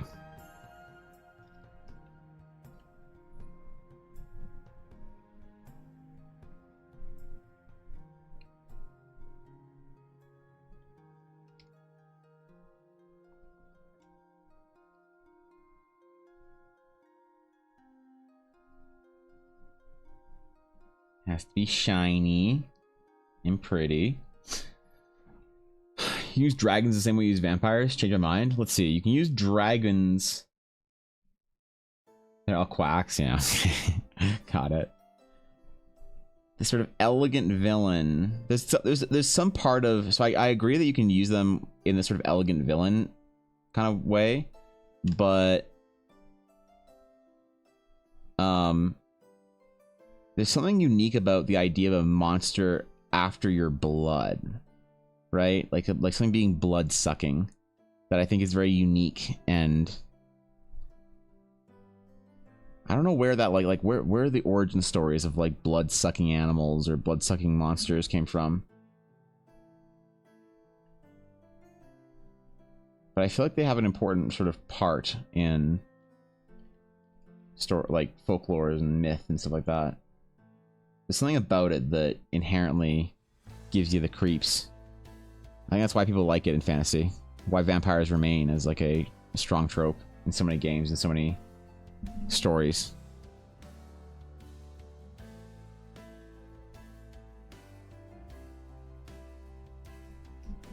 All right, we gotta do our little dreams. Our dreams.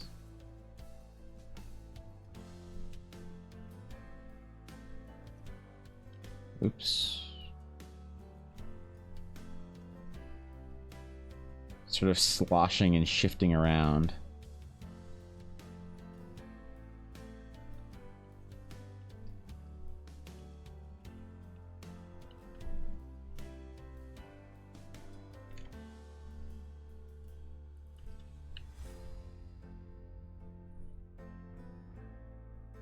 Little gold base for it. I think the strongest part of vampire is the mystery. Once someone knows a vampire is in play, it becomes harder to utilize. That's fair, yeah. But if you have the actual party thinking it's a vampire, then it's actually a lich, and then you need to undercut their victory and prep work. That's cool. Yeah, I guess.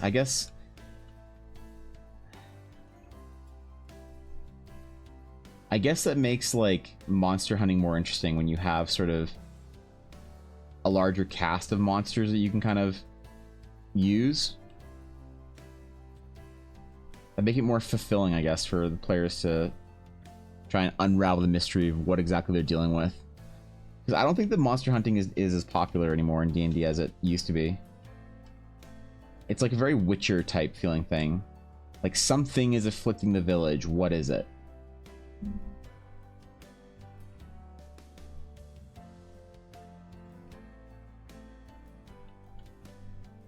And you have to figure it out. You got to go on a little quest.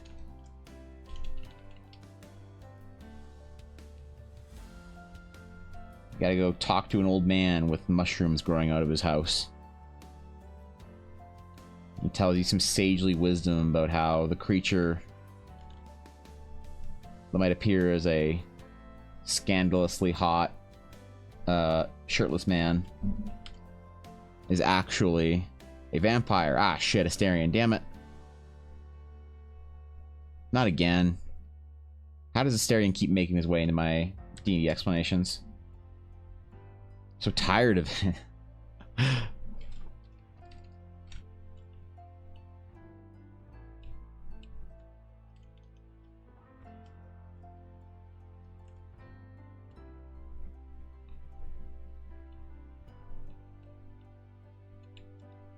I am looking forward to getting back to Baldur's Gate, though. That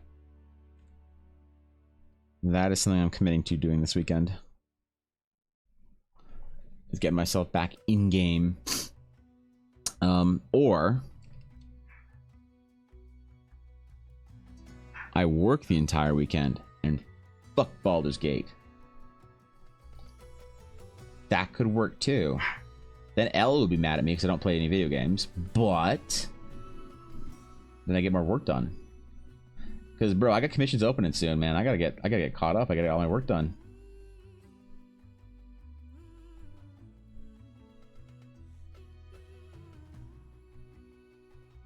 Gotta get my existing projects done, and we gotta get there. Maybe I'll try and play a little bit. You're working all weekend? I might. And there's nothing you can do to stop me, Ella. In fact, I'm working tonight. Screw taking Friday nights off. I'm doing it.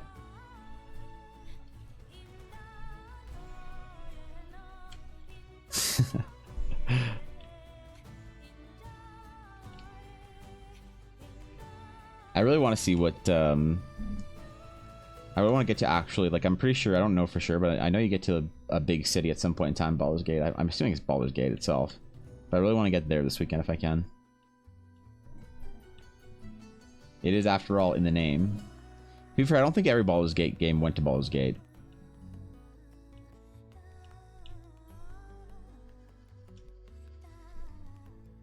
Not this is really following standard process or whatever, standard procedure.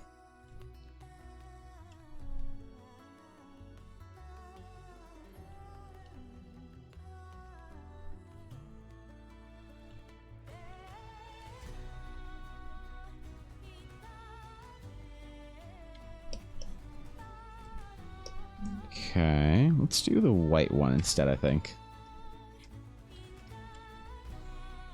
I think that would look better.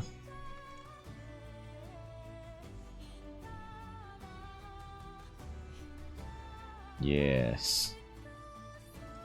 Yes, good. Good.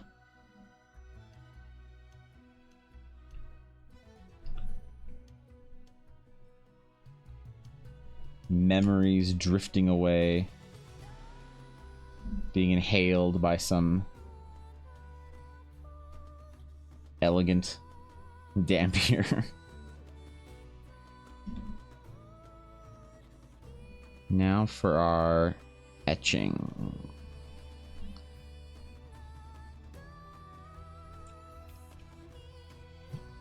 We're gonna do a very light etching in here.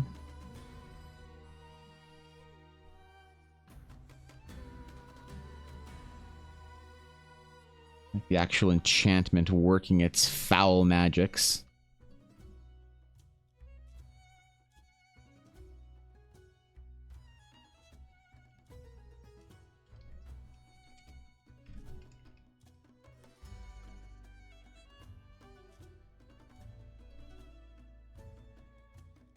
In the Dampiric language.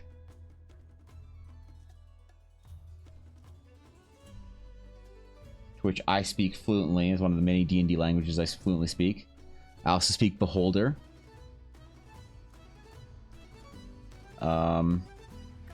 Beholder is the main way I actually communicate with Eiley.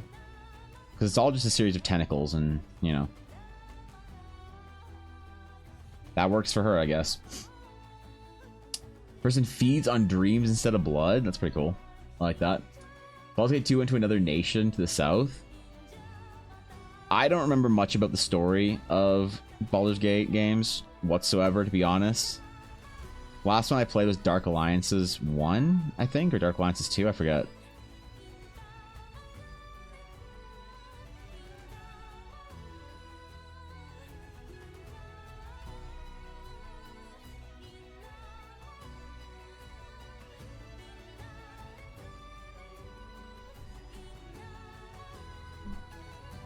Alright.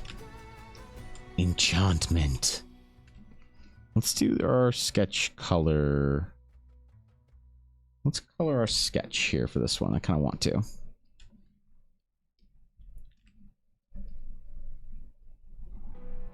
Limerick is simple enough to design that we can make our gold stand out more.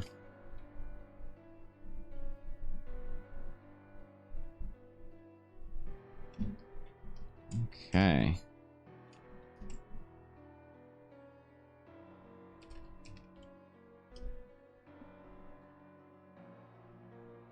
Do a new layer. All right. cast symmetry use. Oh, that doesn't work.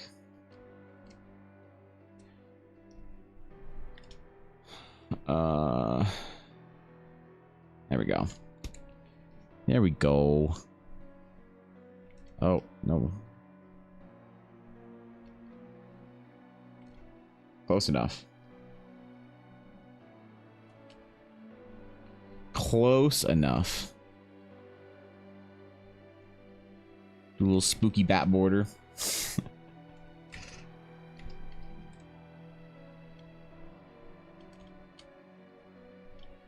Like some Revendreth shit or whatever.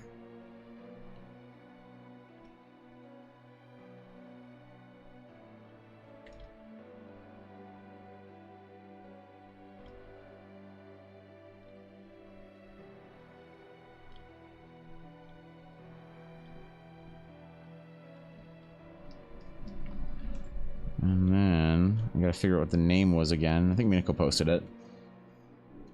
The verbal components to Beholder, or is like ASL? Oh, there's verbal components. Oh, you bet your ass there's verbal components. Profane things are said. I can't utter them here, Viddy. Or else I'll summon the great old one. And dilate a stream, which would be, you know. Thank you, Ian Guide Snake. Did I say that right? I'm not sure if there are 3 words there or not, but I'm gonna hope that I got that right. So thank you for the follow, I appreciate it. Welcome in, honored to have you.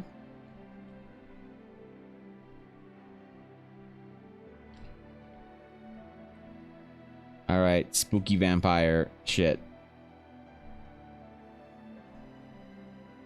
Good. We like them spooky. This is 3, what, 16? Or 416? 416.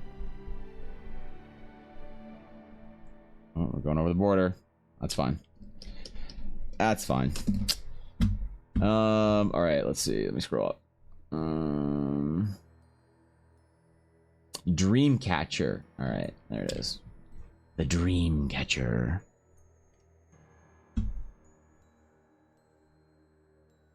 Spooky vampire stuff just in time for it to be fall. Because let's face it, summer's over for me. Summer where I live is gone. It's dead. Why is it dead so early, Evan? Because I live in Canada. Summer here didn't start till June and it's gone already. That's the way it is, man. Let's combine all these layers so this Photoshop isn't the largest thing. Largest document I've ever had.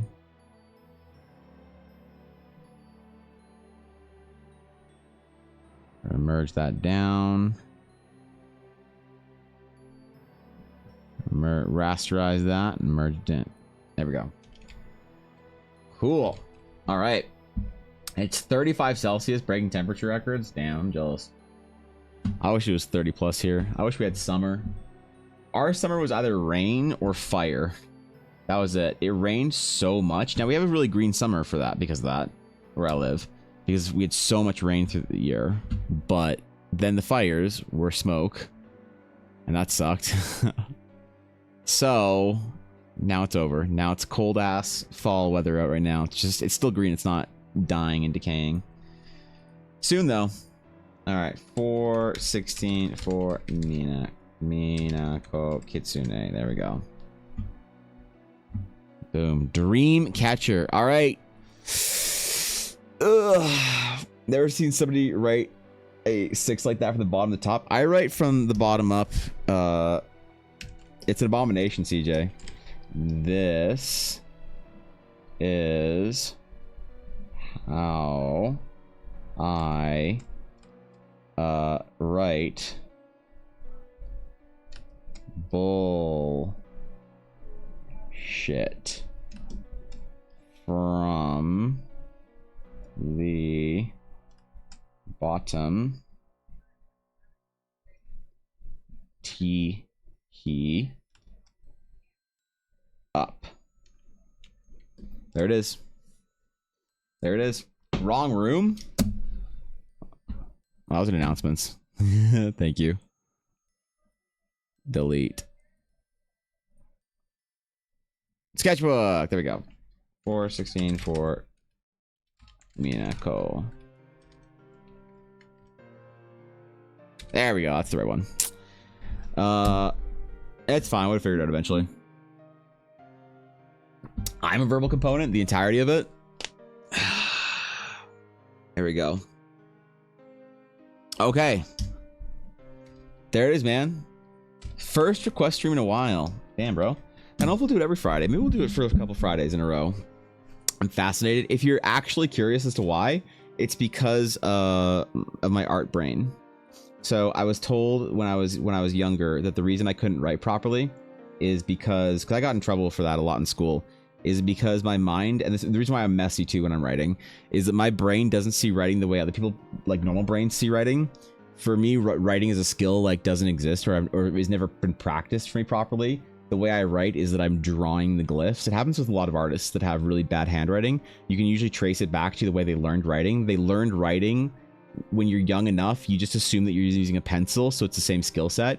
So you don't practice writing as this like mechanical thing that you have to do. You practice writing as it's more drawing, and so you're like writing or drawing glyphs as opposed to actually. It's like it's a whole thing, but yeah. I like never properly learned how to write, I guess. I just like always was drawing it and taking bad marks on assignments, because it's like you're in school and it's like you do, they never really teach you how to do writing, I guess. They just like they try to, and then you like don't do it, and it's not like anybody tries to correct you later. You just get a bad mark on that assignment or that year in like grade 3 or whatever, and then you move on. So I don't know. I've always wanted to improve my writing, make it look like nicer and fancier, and when I take my time I think it's decent. But yeah, no, it's like some brain not working shit for me. Verbal component name is Ignis. We were taught in preschool. I think we were taught writing in like, we practiced writing from I think grade 1 through 3. I think I remember doing writing things in grade 1, or sorry, in grade 3, and I remember doing writing stuff in kindergarten. So I think we practiced writing up till grade 3 in my school system or whatever. You did cursive in kindergarten. Oh yeah, we didn't do cursive until later. It was like cursive was like probably like grade 2, grade 3, somewhere in there. I got trouble writing growing up as well, but that's because I'm left-handed and we're cursed to have terrible penmanship. That's rough.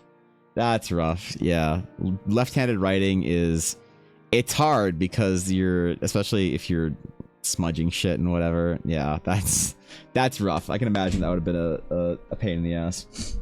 All right, there it is, man. There is our that was a good week of streams, man. I'm sorry I had to miss one day. That kind of sucked, but computer issues on Tuesday. So barring nothing goes terribly wrong with my computer, I should be live on next Tuesday. I don't know, maybe. We'll see if it happens again like it did this week and I just wake up on Tuesday morning and everything is fucking broken. I hope not, though. I hope I get to stream next week. Next week we're gonna do some cool stuff, some cool concept projects I got in mind. I want to do some cool like chat builds, something. I'm not gonna say what right now. Project one of these days. So if you want to do some world building through art, I guess that's what we're gonna do next week, a little bit of. But thank you guys for hanging out with me today. Thanks for chilling this week. Thanks for relaxing. Thank you all for all the gifted subs, Meegs and everyone else. Thank you for the raids. Thank you for the follows, everyone who's brand new. I don't know, man. Just don't update anything or clean your PC. I didn't, Nix, and yet OBS still broke. I went to stream on Tuesday and OBS was like, "Hey, we've reset everything," and I was like, "Really?" And like, "Yup, you have to redo all your bullshit, dog." I was like, "Homie, that's gonna take me a long time. Guess you're not streaming today, Evan." So that sucked, but yeah, we're good. We're back. Announcements. The first YouTube video should be up next week. The first ever EBA YouTube video, and I should get to a weekly schedule release coming up here soon with the help of the illustrious Miss Bizarro. So I'm gonna be doing some videos on some streams in the future that are going to be focused on like for recording a video. So those should be pretty fun. I'm looking forward to that. And Blackwood Dice advent calendars almost sold out. Who cares? Who asked? In September, Ella and I will be in Edmonton in a couple weeks, actually. In like 3 weeks, we'll be at the Edmonton Fan Fest, which is going to be kind of fun. Edmonton is a shitty city and nobody likes to go there, but I'm kidding. It's gonna be a lot of fun. So I'll be missing streams that weekend. I'll be missing the Friday, I think, maybe the Thursday as well. I'm not quite sure. But either way, I hope you guys have a wonderful rest of your day. Where's my outro? You know, where's my outro? She doesn't know. She's just looking at the floor beside me. There it is. All right, cool. Thank you guys for chilling. Thanks for hanging out this week. Thanks for relaxing with me. I hope you had some fun times. I'll see you all next week for some cool projects. Have some fun this weekend. Go play some Baldur's Gate. And until next time, farewell.